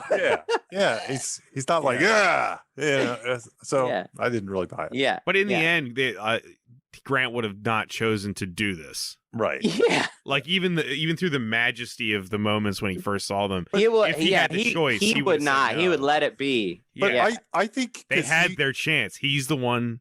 But I think I don't think it's lack of progress. I think he'd see that was not progress, and therefore he would cut it out. Yeah. I think it's a different thing. So anyway. Also, like I said, I think that it's in the original book too. Like Crichton, actually, the whole frog DNA thing says that these things aren't true dinosaurs. Like I think that's still in this movie. It's explored more later, but there's something corrupt even in the science of how these things were brought back. So it's just wrong. It's not progress. You've created something else, and they've talked about that. Like Dr. Wu in the second Jurassic World says, like, these aren't dinosaurs, they're monsters. It was always corrupt from the beginning. It was never progress. So that was something that's not on our list, but just super quick, I wanted to mention that the science in this movie is actually really good. It's and that's something I think is important in screenplays. I think it's important to go do your research. Like if you're writing a thing about cloning, go read some books about cloning or stuff like that. Right. I was a computer science grad just out of school when I saw this, and I saw some movies around that time, like Independence Day. It had really bad computer stuff. And this one had CGI workstations, which I was using at school. It had Unix systems. The code looked right. It all struck true to me. I was reading about chaos theory. I knew what it was, even though that part was a bit of a little, I don't know. But still, they kind of got most of the sciencey kind of stuff right. It at least felt enough. It felt like mumbo jumbo, but realistic. Like, this is above my head. These people know what they're talking about. They got the words right, and I think you can feel that. So I'm a big fan of that. Like, I think you should. If you're going to go in these science fiction kind of things, if it is real world, go to your research, get the words right, get the jargon right, ask some experts, figure it out, and obviously that's where Michael Crichton's interests lie. He wanted to research the stuff. So it all makes sense. I'm going to piggyback off of that. Boy, you just trigger me as a script butcher. I read amateur scripts 5 days a week. That's my job. And I cannot tell you the number of times I've read a story that's about a very specific, weird subject matter that demands that level of authenticity in order for it to ring true when you're reading it, right? When you're experiencing it, those details that Jamie, that you're talking about, right? That just like you learn about them and you're like, I never knew anything about this. And now I'm fascinated, right? And you're like, this is clearly authentic to what this subject matter is about. And when it's not there, it's so fucking obvious. Like you said, there's some wonky random computer people who aren't really saying anything important that you've ever heard before. Like, give us something. If you're going to pick a subject that's like so unique like this, like in 1993, DNA sequencing was like, no one's talking about DNA sequencing at the kitchen table. If you're going to delve into a subject matter that's unique and specific to your story, you really want to do the research, take the time, and come up with these details that lend authenticity to the story. So I totally agree with you, Jamie.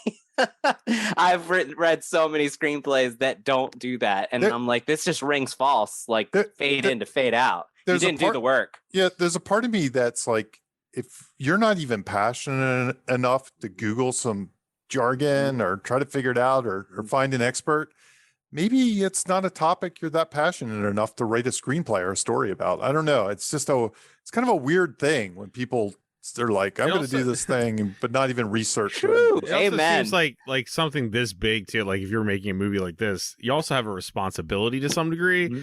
Like, how many people of our generation know about like frogs that change sex because of and only because of Jurassic Park?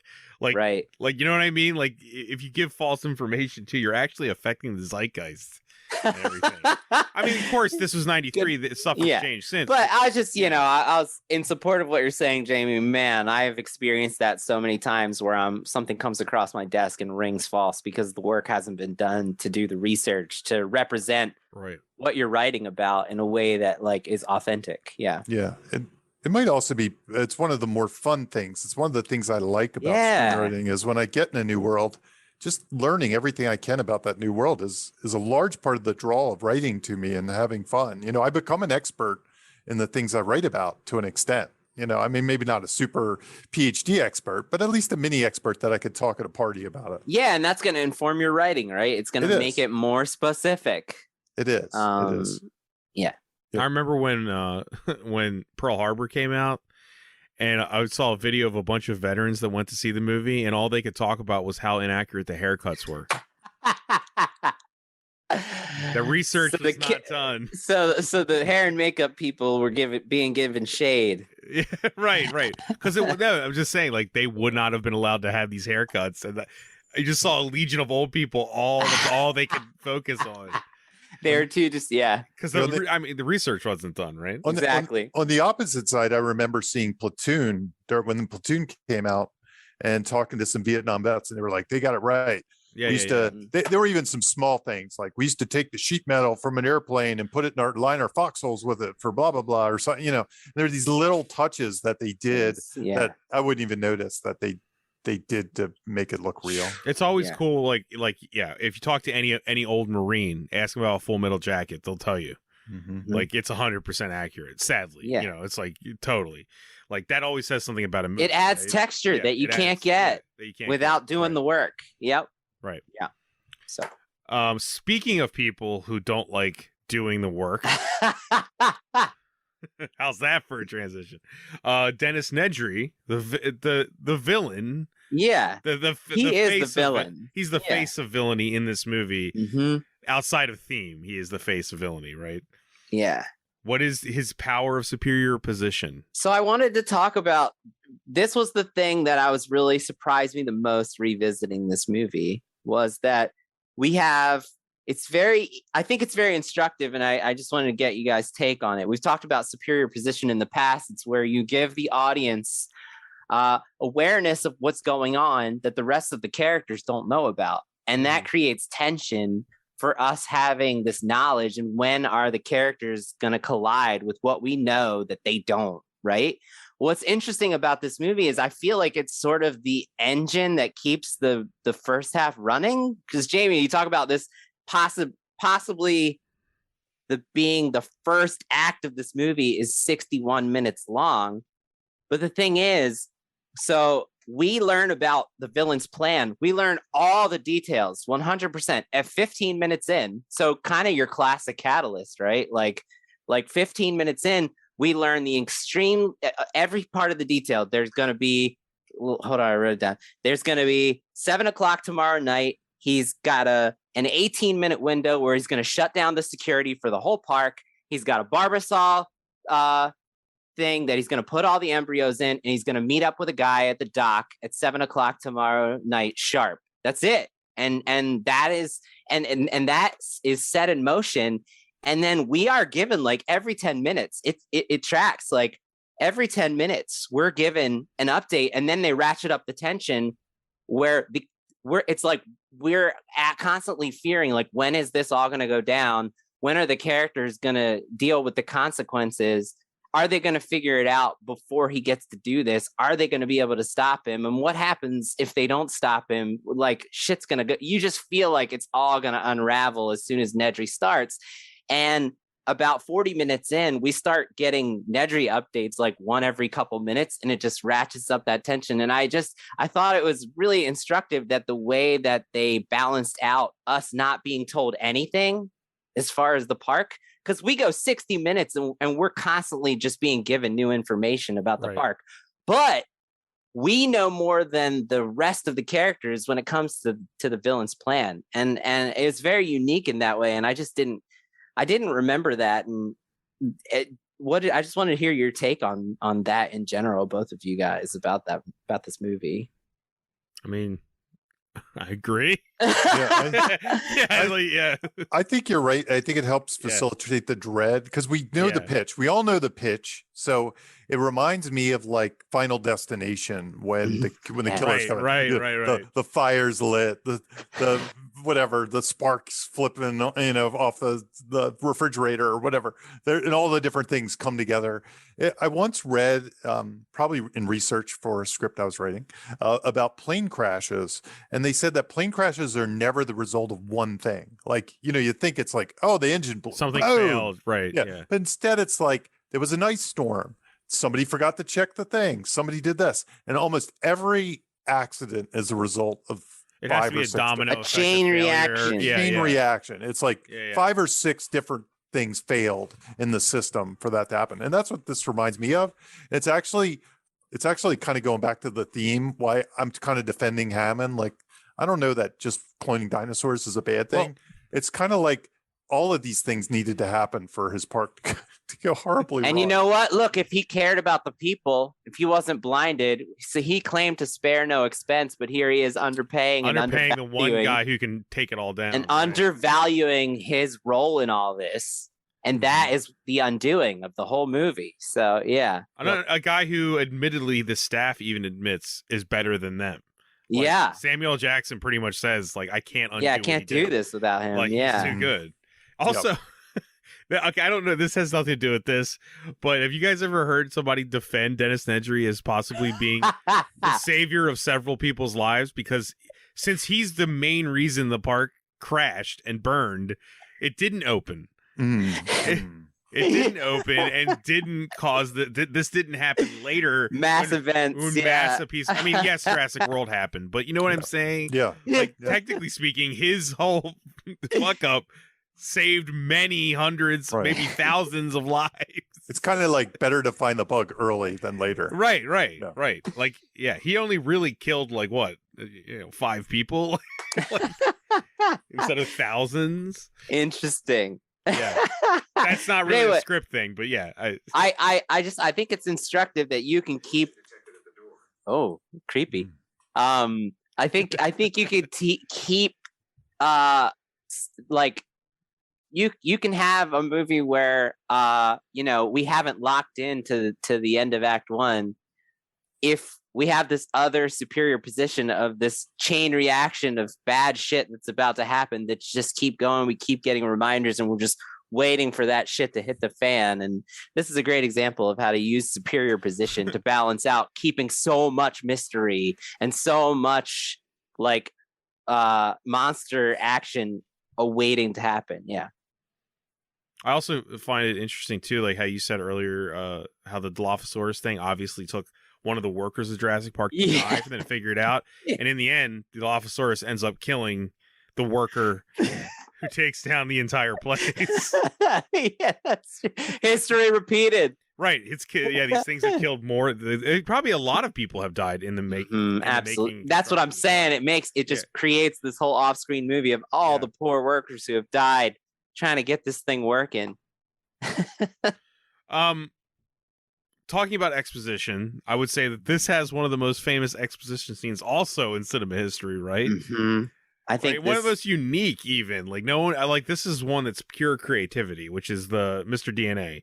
I wanted to break down kind of how this works, why it works. The only episode we've talked about this technique is in the Matrix episode. So if you want to hear another example of this technique, it's in the Matrix, talking about the desert of the real sequence. The desert of the real, right? I broke this down. So Scott Myers, he has a website that's affiliated with the Blacklist. I don't necessarily always agree with Scott Myers, but he's got a lot of craft articles that are really great. So look that up if you like this. And he teaches a class on exposition. And I haven't taken that class, but he has a lot of articles that break down famous exposition scenes. And I didn't find this one, but I tried my best to kind of model his technique. So Scott Myers says that the way to make exposition interesting, it's very similar, Jamie, to your lists of tension. There's like all these types of tension that Jamie has brought up in the past. And this is sort of the same idea, but to make exposition not feel so on the nose, right? So we remember it and we don't feel like we're just being ham-fisted information. And he says, use fascination, mystery, revelation, conflict, action, and humor, and mix that, so throw in some humor, throw in some fascination, then follow it up with some mystery, then add some humor again, So I'm just going to kind of break down how I think that is a good technique, and then why this Mr. DNA video feels so interesting.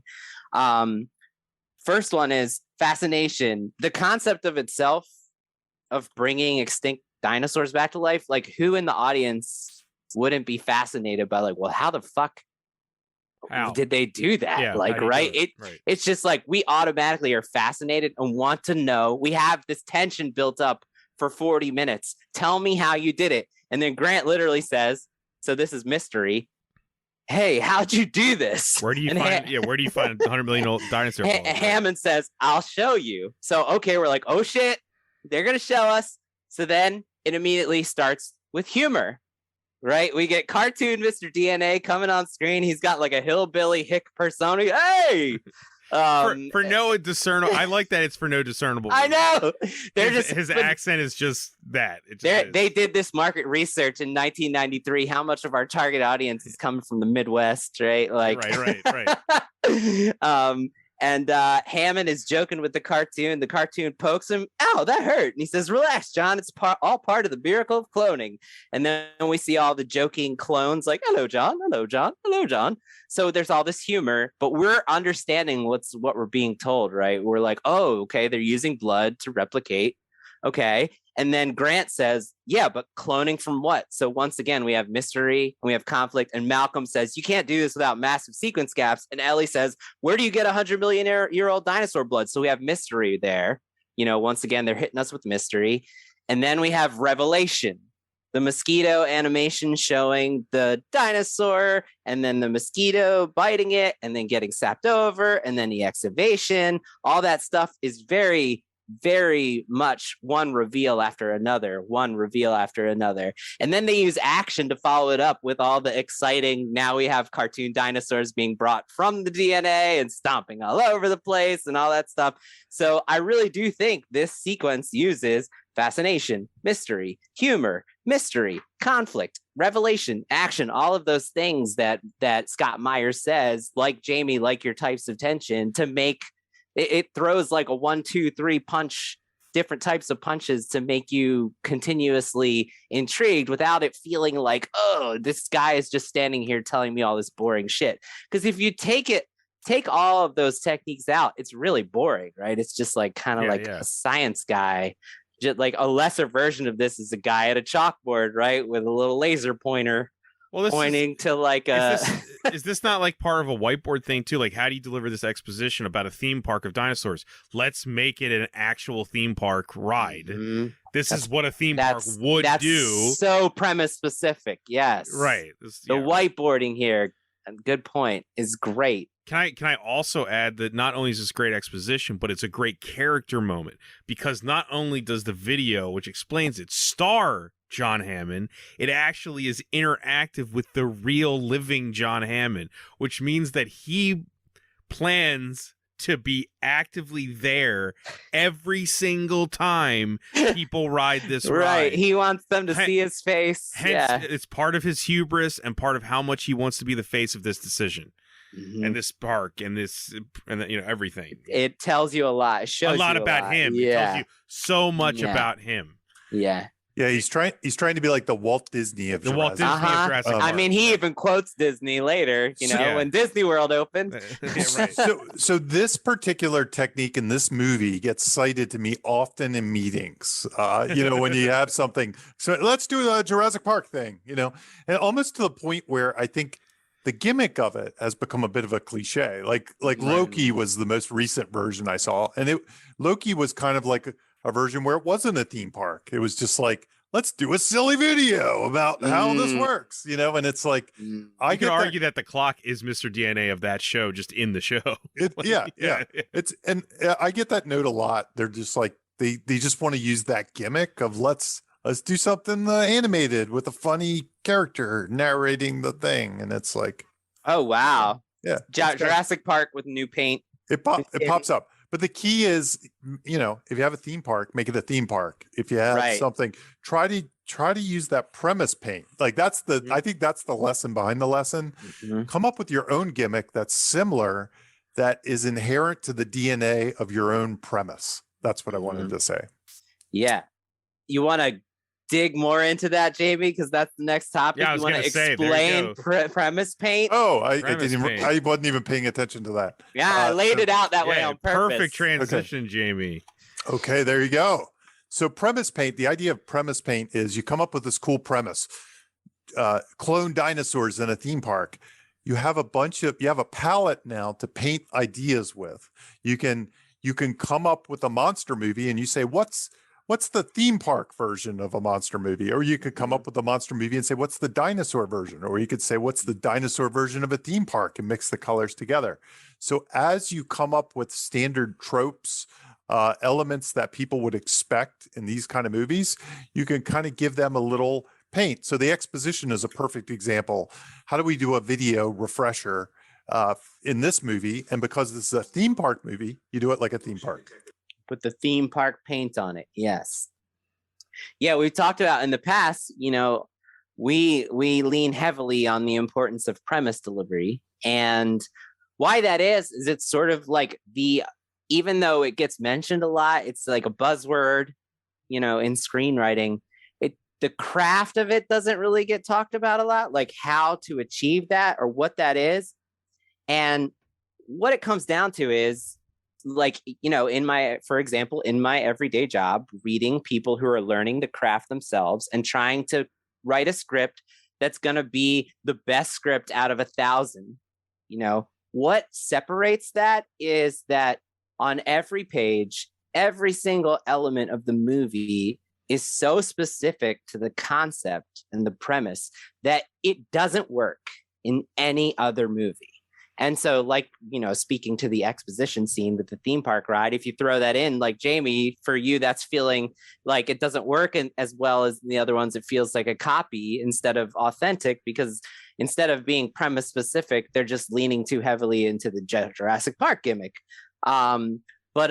So how do you do that? How do you take something, an idea, and make it premise specific? Like Jamie says, you have that premise paint, right? You have your palette, and I call it the ordinary to extraordinary exercise. And all the great moments in movies, in my opinion, do this. And that is, they give us something we're familiar with, whether it be a trope, whether it be a cliche, or whether it just be something mundane in general, a mundane person, place, thing, scenario, or line. And then they paint it with the premise and we get something extraordinary. So let's talk about this. How do you take something mundane and coat it with premise paint in this movie? What does it look like? Malcolm says that is one big pile of shit. I mean, they made poop extraordinary because it's dinosaur shit. Yeah, because they take a pile of shit, which if you live on this planet, you're familiar with. And they're like, what does a pile of shit look like in this movie? How can we represent it in a way that is only unique to this movie? So we get a pile of Triceratops shit, right. And we get a line that also is only special in this movie. You say that's a pile of shit in any other movie, it's not going to be. It's forgettable. You say it in this movie, it becomes something we could only experience while watching Jurassic Park. So that's the idea. Like, so some other examples this does using that same technique is, what does a zoo feeding look like in Jurassic Park? A fucking crane dropping a cow into a shrouded pen that you can't even see the monsters because it's too dangerous to let them see everything outside. And it just like, there's screams, there's snarls, there's roars, there's blood. Tearing, yeah. Everyone who's watching the feeding is in horror and gasping. And then all that's left when the thing comes up, there's not even cow remains. There's just a shredded, piece of the crane that they brought it down. So that's how you take a zoo feeding and you put premise paint on it and you give us something extraordinary that we could only experience in this movie. The goat too, right? The goat is the same thing. It's a premise pretzel. It's like another version of that. And then another one, one of my favorite ones is a couple more. What does a car chase look like in Jurassic Park? A fucking T-Rex chasing a Jeep on foot and like getting so close. And this is another one where they take the premise paint. Objects in mirror closer than they appear. We're all familiar with that very ordinary image, right? But in this one, there's a T-Rex in it and it's like expressing the premise so perfectly. I mean, if you just take that shot, objects in mirror closer than appear, with the T-Rex on it, you understand what the movie is about. It's almost a meme. Yeah. Like, I mean, that is the power of memes. Yeah. Yeah, right. So, a couple more. A Barbasol can in Jurassic Park sprayed with premise paint becomes a secret carrier of dinosaur embryos that we could only get in this movie, right? That Barbasol can doesn't work in any other movie, but in Jurassic Park, it becomes this secret way to hide dinosaur embryos. So that's the idea of taking something ordinary and making it extraordinary using what's unique and interesting about your premise. So I think Jurassic Park is a masterclass. There's so many, like the electric voltage, right? Like it's a 10,000 volts sign. We're all familiar with those volt sign. How did this one make it special? We see a dinosaur claw literally fucking rip that thing down to signal to the audience that the power is out and the monsters are about to unravel. I mean, it's just one thing after another that is like so specific to this idea. So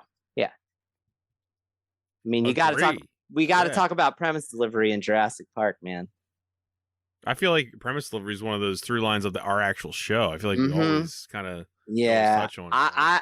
I'm really passionate about it. Jamie's really. I know Jamie's passionate about it. I'm speaking for him, but Yeah. Well, I mean, it's also a thing that a lot of books and people don't talk about. There's not much out there on it, really. They say all the other stuff. It's a key thing that people don't talk about. Yeah, it's reason. What's missing. What I read all day is even when there's people who are skilled and talented and they have a voice, they got all that stuff. They understand stakes. They know structure. They're using so many tools and techniques, and I'm reading the script and it's so well written in every way. But like my number one note is not premise specific enough, because what they're giving me is something I could see in any movie instead of something I could only see in their world. It's actually one of the things when I read, there's two things that stand out to me about writers the most, and it's that and probably character stuff. When people really nail character stuff, I'm like, wow, this person's pretty good. They have something that's going to take them a long way. Like if that's all they have, they can kind of figure out the rest. Oh yeah, yeah. And premise delivery, I feel the same way. Like when people are really good at this, I'm like, this is a person that adds value to my project or something like that. This is a person that comes with ideas. This is a person that can take my simple thing and blow it up into a great thing. So I think it's a really important skill. I think you can learn it. I think you can kind of train it. Yeah. And it's how you create a story that everyone wants to revisit the world. Because if you find a way to make every detail that comes on screen from fade in to fade out something we could only get in that world while we're tuning into your movie, that is why we keep coming back. That is why Star Wars has grown to such, global popularity, because the first one created something so specific that everybody wanted to revisit it and dive back into that world, see more of that world, experience. And that's what happened with Jurassic Park, right? That's why it spawned 5 sequels, because everybody wanted more of that unique world that they got in this movie. So you're saying that my script for Caddyshack 3 without golf or a gopher isn't going to work? No, and I'm saying I read that script a lot. It's just about the characters from Caddyshack, not the. Well, we'll have a we'll have a movie about 4 golfers, and then we never see them golfing. Right, exactly. That's what But the whole thing is their relationship is they go golfing every week, but we never go to the golf course. And you're like, what? Why is it? Yeah. Why? Okay. That's what I'm saying. You don't understand. It's art, Jimmy. Speaking of foreshadowing my failure for Caddyshack 3, foreshadowing in Jurassic Park. What did you want to say about this? I'm really excited to hear both of you. This is episode 80. This is the 80th episode of Writer's Block. And we have analyzed 79 movies and never brought up foreshadowing once. So I wanted to hear how you guys feel about foreshadowing as a technique in general, and like what you think about it, and then we'll talk about its use in this movie. Because I don't have a lot to say about foreshadowing. Oh, well, who wrote this down then? I did, but I wanted to okay. on it. I want to talk about it. I'm curious about how you feel about these things, guys. I think foreshadowing it's kind of a weird thing. It's like a setup payoff, but I think its intent is to be a little heavy-handed. You know what I mean? It's a setup is supposed to be kind of invisible, and then you're surprised when it comes back. Foreshadowing's the opposite. It's more like, it's kind of like we see the big dinosaur bones in the lobby, and we look up at it and we get the feeling of its size, and we're like, we're going to see that thing for real later. Yeah. And we know it, and it plants that seed, it plants an invitation, it plants a promise in us. Okay. So that we're ready for that payoff later on. So do you use it, Jamie? I'm sure sorry, Bob. I'm sure I do. I think it's one of those things that probably comes naturally. I I'm not sure that I consciously think about it all that much, but I'm sure I do, because it's one of those things you see in storytelling all the time. It kind of makes, I always think of it kind of, it makes the audience grin like, yeah, we're going to get to that.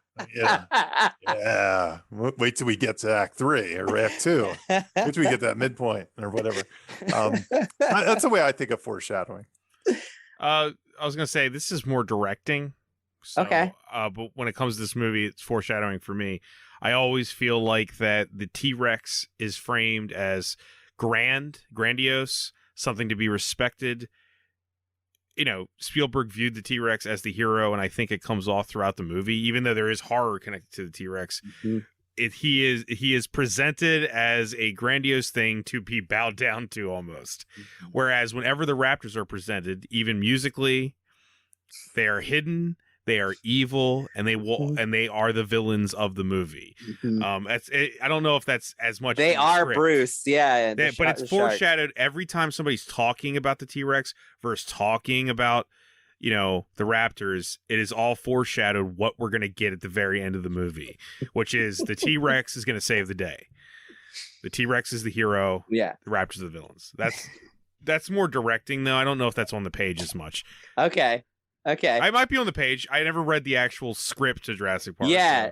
So, No, I just wanted to, I was like, this movie has so much foreshadowing. I was interested to hear what both of you think about foreshadowing in general, because I don't use it very often. It's not something I do. It's sort of like the cherry on top to me. Like, it's sort of like, oh yeah, let's now that I'm doing like the 18th draft, let me tweak these lines in Act 1 to be a nice little foreshadowing. Like you said, Jamie, the grin, it's like cinematic subliminal messaging. Like foreshadowing is also like, Hammond saying, the only one of you that believes in what I'm doing is the blood-sucking lawyer. The only person that makes it out of there, who dies in that room, is the lawyer. It's like great. There's like thematic foreshadowing, right? Like that. Yeah. Like, well, he's basically saying he's going to be the dead one. I had 3 examples that I was like, upon rewatch, I was like, this is amazing foreshadowing. Like, because they happen like an hour before the payoff, so it doesn't really feel like a setup. Where Grant's like talking about the brachiosaur, and he's like, how fast is it? And then Hammond says, well, we clocked the T-Rex at 32 miles an hour. Like, oh, that plants if we get to see the T-Rex run, that shit's gonna be crazy. And then like when Lex sees the goat being brought up, she's like, what are they gonna do to the goat? And then the lawyer says, what's the matter, sweetheart? You never had lamb chops? And then later, when the T-Rex is finally there, the goat is missing, and she's like, what happened to the goat? And a big fucking lamb chop slaps in her face. I mean, that's amazing. Like, that is fucking craft right there.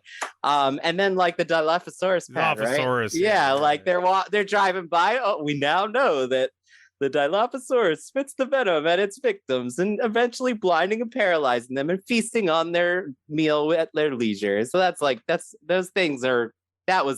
took the time to do this extra little cherry on top of those things. I just love it. So I don't use it very often. Could you argue that it's also, I mean, that kind of everything is, but it's setups and payoffs? Mm-hmm.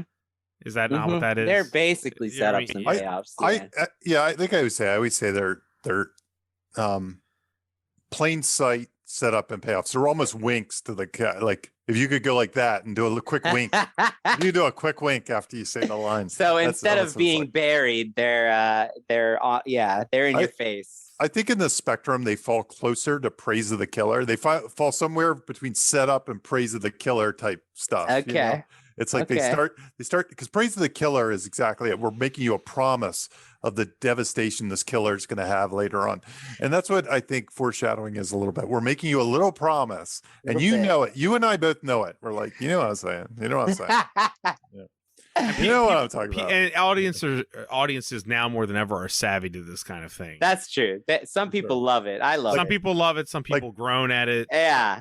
You could see an audience laughing at that or whatever. I laughed my ass off watching it as a 41-year-old that saw it 10 times in the movies when I was 13. So it's also a good thing if you want to, make something subversive.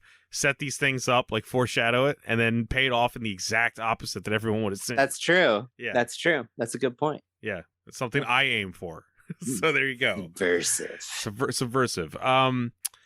This is a tech.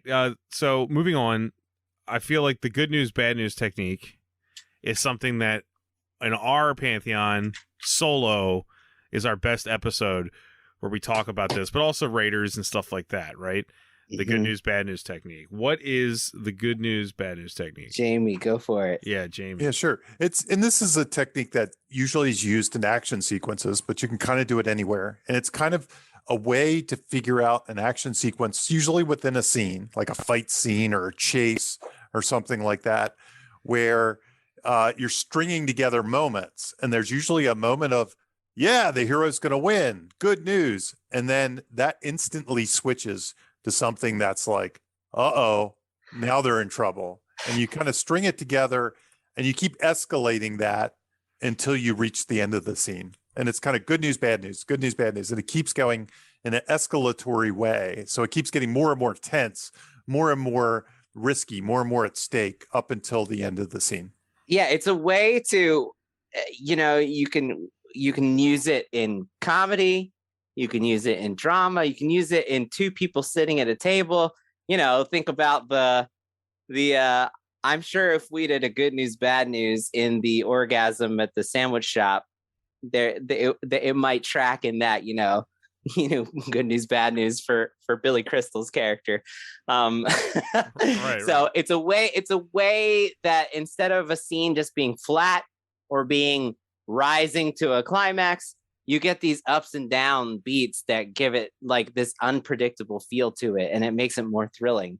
And this one, I mean, I don't know. Do you guys want me to do it? It's pretty fucking long. I mean, I feel like we're running a bit long here. So if you want me to do it, I'll do it. What scene are you doing it for? I'm doing the kitchen scene. Oh, okay, yeah. You could do the first four or something. Okay, yeah, I'll do half of it. Maybe I'll do when we get to the worst news. Okay, because this one does something interesting, which it kind of taught me that this would work too. It does good news, bad news, worst news, and then it also does good news, better news, bad news, worst news. Like it doubles down on the bad news, and it also doubles up on the good news. Usually you don't see the good better. You do see bad worse a lot. That happens. Yeah, so it was interesting. It's almost like things are going so bad for Lex and Tim in this scene that like the writers felt like we gotta like tease that these kids are not going to get eaten, right? We got to give them something, because I mean this is like a scary scene for two children we're witnessing two children on the cusp of being devoured.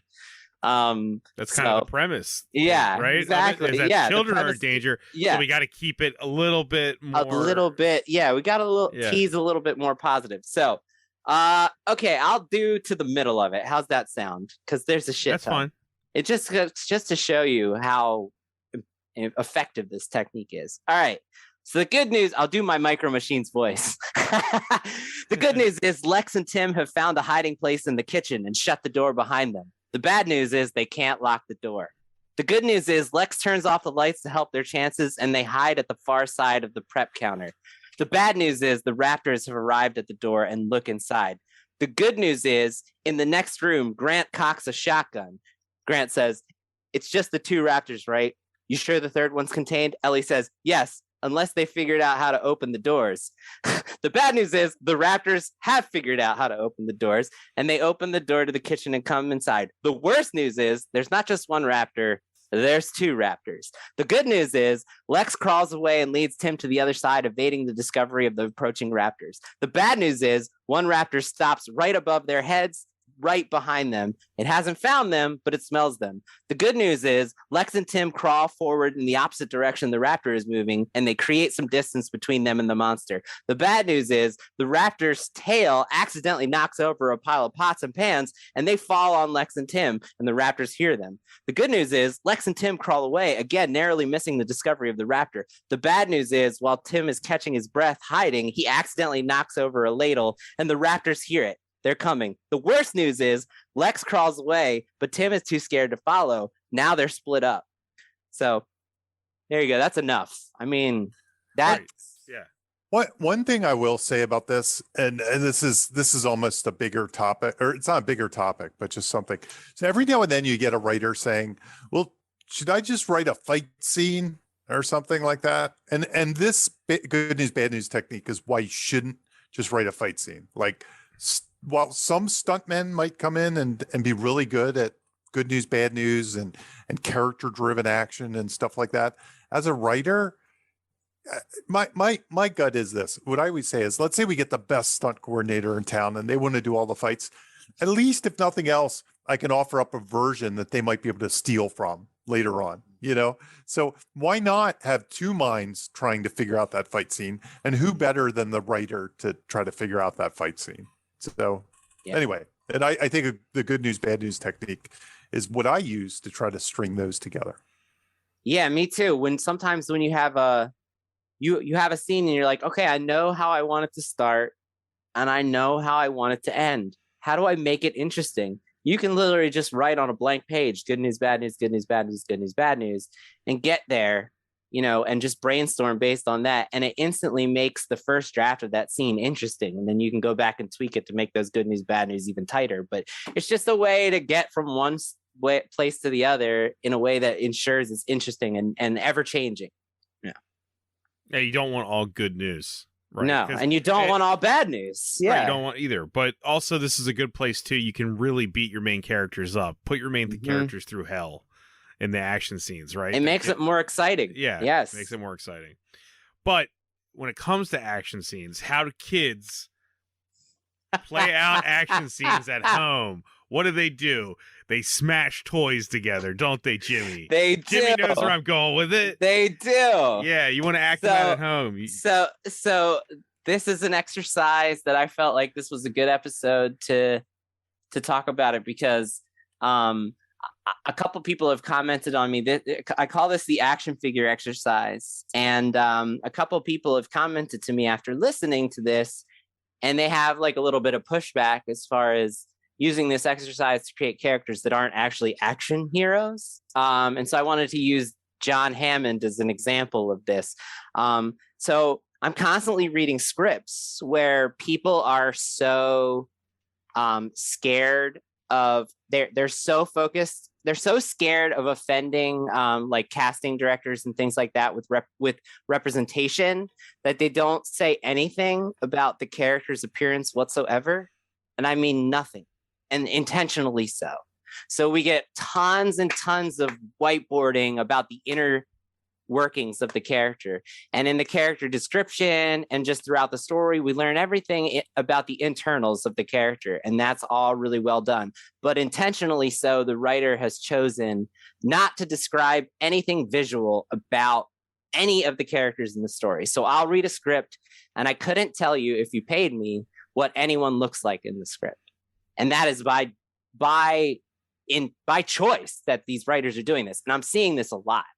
And so, I've created this exercise just to try to challenge some of my clients to make their characters toyetic. And Jamie, I learned that term from you. Where did that term originate? Do you know, toyetic? I don't know. It was one of those kind of buzzy things that development executives would say. Okay. Like, oh, so that's a great idea. It sounds pretty made up. Yeah. I can't even remember if anybody actually said it to me or if I more heard it by, word of mouth. You might have just made it up, Jamie. You don't remember. Yeah. It's no. I heard it from Joel Schumacher about he was told, and like I'm sounding like a shitty development executive right now. He was told to make Batman more toyetic. Yeah, I told Joel Schumacher that word. So. Good job, Jamie. No, but look, representation is important. I'm really glad that people are focused on it and trying to represent people of all walks of life, respectfully. But it is the writer's job to describe what the character looks like. That could it can just be what they're wearing. No, this is my exercise to get to there. So John Hammond is a toyetic. He's an iconic character, and it's not just about his internals. It's about the way he looks. So let's break it down. So I have 4 different things as this exercise, and that is unique physical appearance, and this is less about attractiveness and more about like they're just physique, right? And what they look like, right? Then we have the costume. What I asked the question, like, what are the clothes in your character's closet throughout the movie? If you challenge yourself, like you think of Star Wars, Luke Skywalker has multiple outfits, you know, characters have multiple outfits. And if you're brainstorming these multiple outfits, you might be able to brainstorm set pieces and scenes. It's also a good tool for whiteboarding what's going to happen in your movie that's cinematic. So then the next thing is accessories. Every action figure has at least one accessory, right? So what's in the box? What's a thing that is so specific to that character and your movie that we could only get it by buying your action figure? What does that look like? What is a thing that a cane, perhaps? Right. Yes. So yeah, with the mosquito, a bone-shaped cane in the shape of a dinosaur bone, by the way, with an amber mosquito. I mean, that is John Hammond's accessory. That perfectly like represents him. Scars, birthmarks, or tattoos. I mean, he's got a limp, right? He's got a. That's very specific. And that, like you said, Bob, that's that off-screen movie. How did he get that limp? Right. Did that limp inform his megalomaniac? Yeah, like who knows? Yeah. And then pull string quotes and catchphrases. Oh my God. Yeah, he's spared no expense. I mean, he takes Welcome to Jurassic Park. If you buy his action figure and it's got a pull string or a button now, it's gonna say "Welcome to Jurassic Park" and spared no expense. So this is just something that we didn't go over his physical appearance, but I mean, he's got a very unique appearance. He's got a white beard. He's got glasses. He's got a white button-down fancy outfit. In contrast to everybody else, he's got a Panama Jack hat. This movie, this is just a little personal anecdote to show how good this movie is with this, because this isn't just about toys. I think this also can apply to cosplay, costumes. If you want to make your mark, if you're aiming to make a mark in culture, you have to have a memorable look, right? Mm-hmm. In 2014, I threw with some friends a giant party for Jurassic Park's 21st birthday. In Baltimore, and I was actually shocked not only at the amount of people that showed up, but the amount of people that dressed up as these characters. You don't think of like Jurassic Park and costumes very much, right? But it goes to show just how much these characters have made a mark. When we had like 20, 30 people showing up dressed as Alan Grant, dressed as John Hammond, dressed as Ian Malcolm. Mm-hmm. These things matter. Like they're not just talking. And it's writing. It's the writer's job to inform the costume and the makeup department, not vice versa. Right. Go ahead, I dressed up as the giant pile of shit. Jamie would be an Jamie won the costume contest. Yeah. One of my favorite cosplays that I remember seeing, and I don't know if this was a viral internet thing. I think somebody's at my door. I'll let my wife get it. She might be waiting for me to get it though. I might have to go. But it was that guy in Jurassic World who had the drinks who ran out or something. Like Jimmy they were Buffett? getting attacked. It's Jimmy Buffett. Yeah, it was Jimmy Buffett. Jimmy Buffett. Yeah, Jimmy That's what it Buffett. was. Yeah. Yeah. That was the best one ever. She got my wife. She got it. You're good. So like I was about to leave. Ian Malcolm's another example, right? Like he's got scars, right? Because he gets injured. His action figure, you'd have 2 versions, or you'd have the one that's changeable. You'd have the Ian Malcolm that's from the beginning, who's all suave, and then you'd have the injured one with the open shirt and the iconic open shirt. The open shirt and the bloody. So wound, iconic, right? There is a bigger than life-size statue of that moment in the UK. Of That's Jeff amazing. Goldblum with his open shirt. And of course, Jeff Goldblum's like his action figure would say, when you press the button or pull the string, would say "Life finds a way," right? So these things, you can do this exercise and you can make your character iconic just by taking a little time to work out these details. Because I can't tell you the number of scripts I've read that they get everything right except for this. There's nothing visually memorable about this, and the dialogue is not exactly visual, but it's part of this toyetic idea. And this works in comedies too. I mean, think of Dazed and Confused. Think of Matthew McConaughey with his weed shirt and his cigarette accessory would be rolled up in his sleeve. And he's got the unique haircut, and he's got pull string. All right. I mean, it doesn't have to be an action figure, hero. Say, you could frame it also as a costume exercise too. That's kind of what I was getting at. Like, if you don't want to think about the toys, think about what fans would do with this stuff. Yeah, when you're doing it.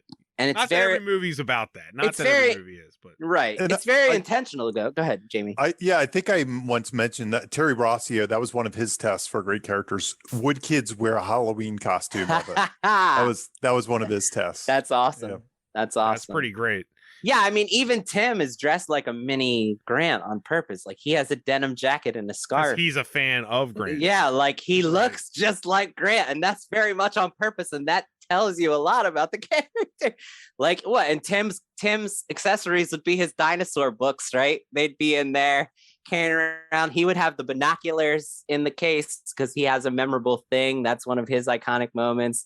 So it's just brainstorming this stuff will also get you to interesting, memorable stuff in your story too. So also, you got to do it.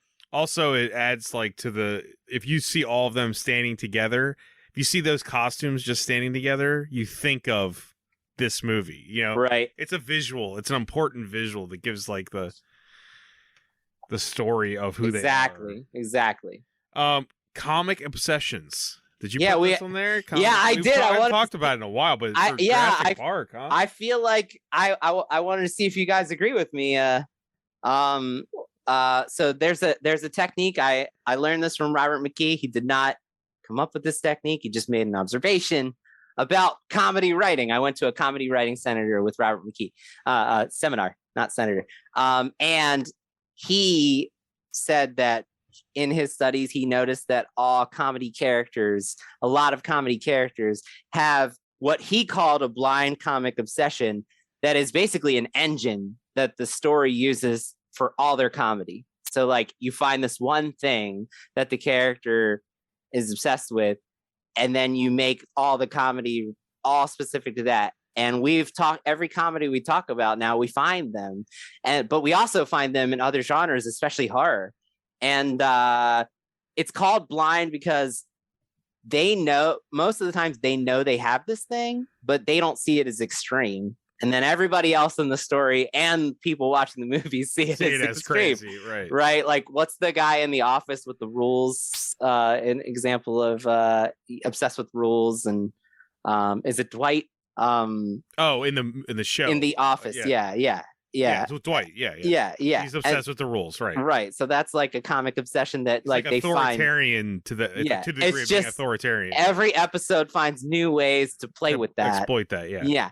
And Homer Simpson's obsessed with food, eating. Yes, right. And set 20 plus years of playing with that. So it's very effective. And I think there's an argument that could be made that like Malcolm has a comic obsession with chaos theory. Like, all the comedy, every laugh from Malcolm is pretty much about this. Here I am sitting in the car talking to myself in chaos theory.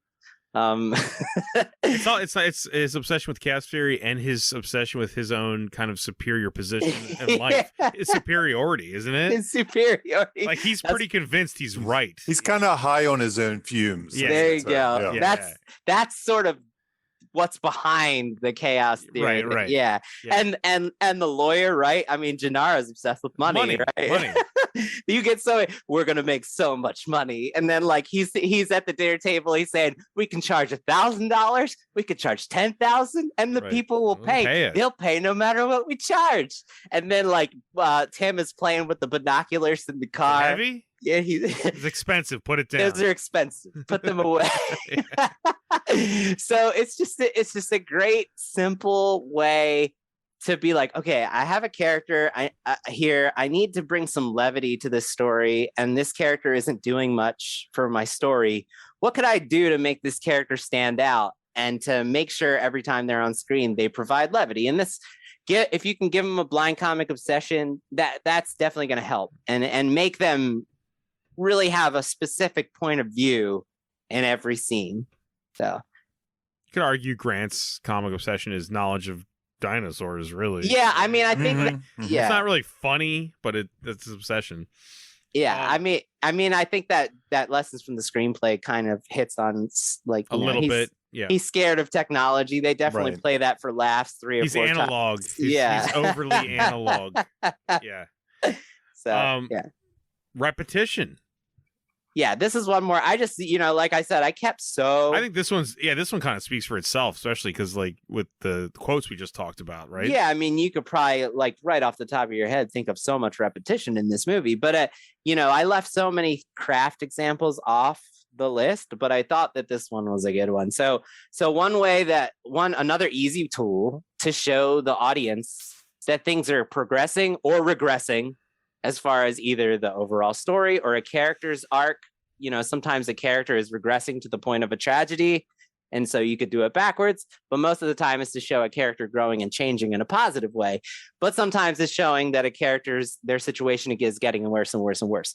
So you can do that situationally, or you can do it dialogue, and we've talked about it in many episodes. Most recently, the Batman episode, they show Bruce Wayne growing as learning how to be a better Batman. With 3 times he tries to get in the club. The first time he shows up as Batman, and it doesn't work. They think he's a joke, and he just shows up at the door. You know who I am? And they're like, yeah, and they shut the door in his face. And then the second time he shows up as Bruce Wayne, and they still think he's a joke, and he can't get in the club. The third time they open the door, and no one's there, because he's learned how to be a better Batman, and he sneaks in, he beats him up and sneaks in. And yeah, so it's a really easy way to show the audience how things are growing and changing. So in this movie, there's a whole bunch of them. One is the focusing dinosaur eye. Have you guys noticed this one? Like, oh yeah, that one stuck out to me this time as showing how like the dinosaurs are getting more and more free and dangerous. Like the first one is the raptor within his cage, and he's all like covered in bars and getting shot at. And we see this raptor eye just focusing on the park people shooting it, And then the second one is the T-Rex outside of Lex's window. So that, the dinosaurs are getting more and more in control. The third one is the raptor outside of the kitchen window. So they're really getting in control now. And then the fourth one is the third one was eating Muldoon, and the fourth one was while they're hunting Lex and Tim. So that's just like a really easy, simple way communicating to the audience that like these dinosaurs are getting more and more dangerous and more threatening. And then my favorite one in the movie is spared no expense. So we hear John, dynamic, right? Yeah, we hear John using that every chance John Hammond gets. He's so proud. Spared no expense. He's saying it he's proud of his ambition. And then we get that debate with Ellie after the shit has hit the fan, and Ellie's saying like, you don't have any control, and your grandkids are out there, and Alan's out there, and they're all going to get killed. And then she eats that ice cream, and we get that first moment where we see he's like opened his eye. He's had his eyes open to the faults in his mindset, that his eyes have been blinded to the collateral damage. And he says spared no expense. And we understand that it reverses that meaning. Yeah, literally, you spared no expense including screw everything including up. Humanity, and people. Yeah. So that's a great way to show how Hammond is changing. If you can make the same line said twice and mean 2 completely opposite things, it's pretty incredible. That's pretty powerful, and that's craft. Yeah. They took a lot. That took a lot of work, and they nailed it. So yeah. No, that's pretty good. So that was it. Mm-hmm. That's good stuff. That brings us to the end of our outline. That brings us to the end of Jurassic Park and episode 80. Shit. Right? 80 episodes. And we're going to do 81, right? Yeah. We're going to go for 81. As long as Jamie's up for it. Yeah, Jamie. We're going to skip 81 and go to 82. Yes. Do you guys have anything that you want to plug? I know Jamie has a book apparently that hasn't been plugged yet. So yeah, I guess Comedy of Horrors is still out there. It just came out on Blu-ray. You can watch. I directed one of the anthology segments, Fun with Ferkley. Go check it out. Jimmy, anything you want to point people toward? I got nothing. Like I said on the last episode, a WNF Halloween special, which is a found footage Halloween horror movie that Jamie helped write the story, and Bob was also involved in making that. So all three people on this podcast were involved in that movie, and I co-wrote and co-produced it. It is on Shudder until October, so check that out if you have Shudder. After that, it'll be gone. So yeah, give it a check it out. Shudder will just pick it back up again next year. That would be amazing. They only carry 400 movies, so I would be honored. But I'm already honored. Does they have a limit? They do. They have 400 titles. That's all they keep on there. So Okay. to be for Halloween, what are they going to get? Come on. Yeah, it makes sense. It makes sense. So to be one of 400 is pretty. I'm really pretty honored. Yeah. I co-directed a movie with 3 other filmmakers. It is currently on Tubi for free. It is called The Transformations of the Doctors Jenkins. Just look up Jenkins and you'll find it. It's a nightmare of a title. The movie explains why. But yeah, if you want to see me make fun of myself, I'm going to keep plugging this movie because, it's out.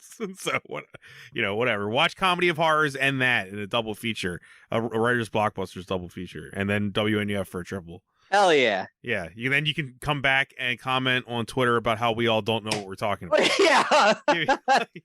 What right do you guys have about talking about? Yeah. writing? You think you can speak with authority about this shit? We saw your movies. Yeah, they're terrible. All right, 80 episodes. Thank you for listening. Hell yeah. Thank you for listening, everyone. Yeah. Bye. You have just listened to Writers Blockbusters, a screenwriting podcast featuring 2 professionals and another guy. Available only on Thundergrunt.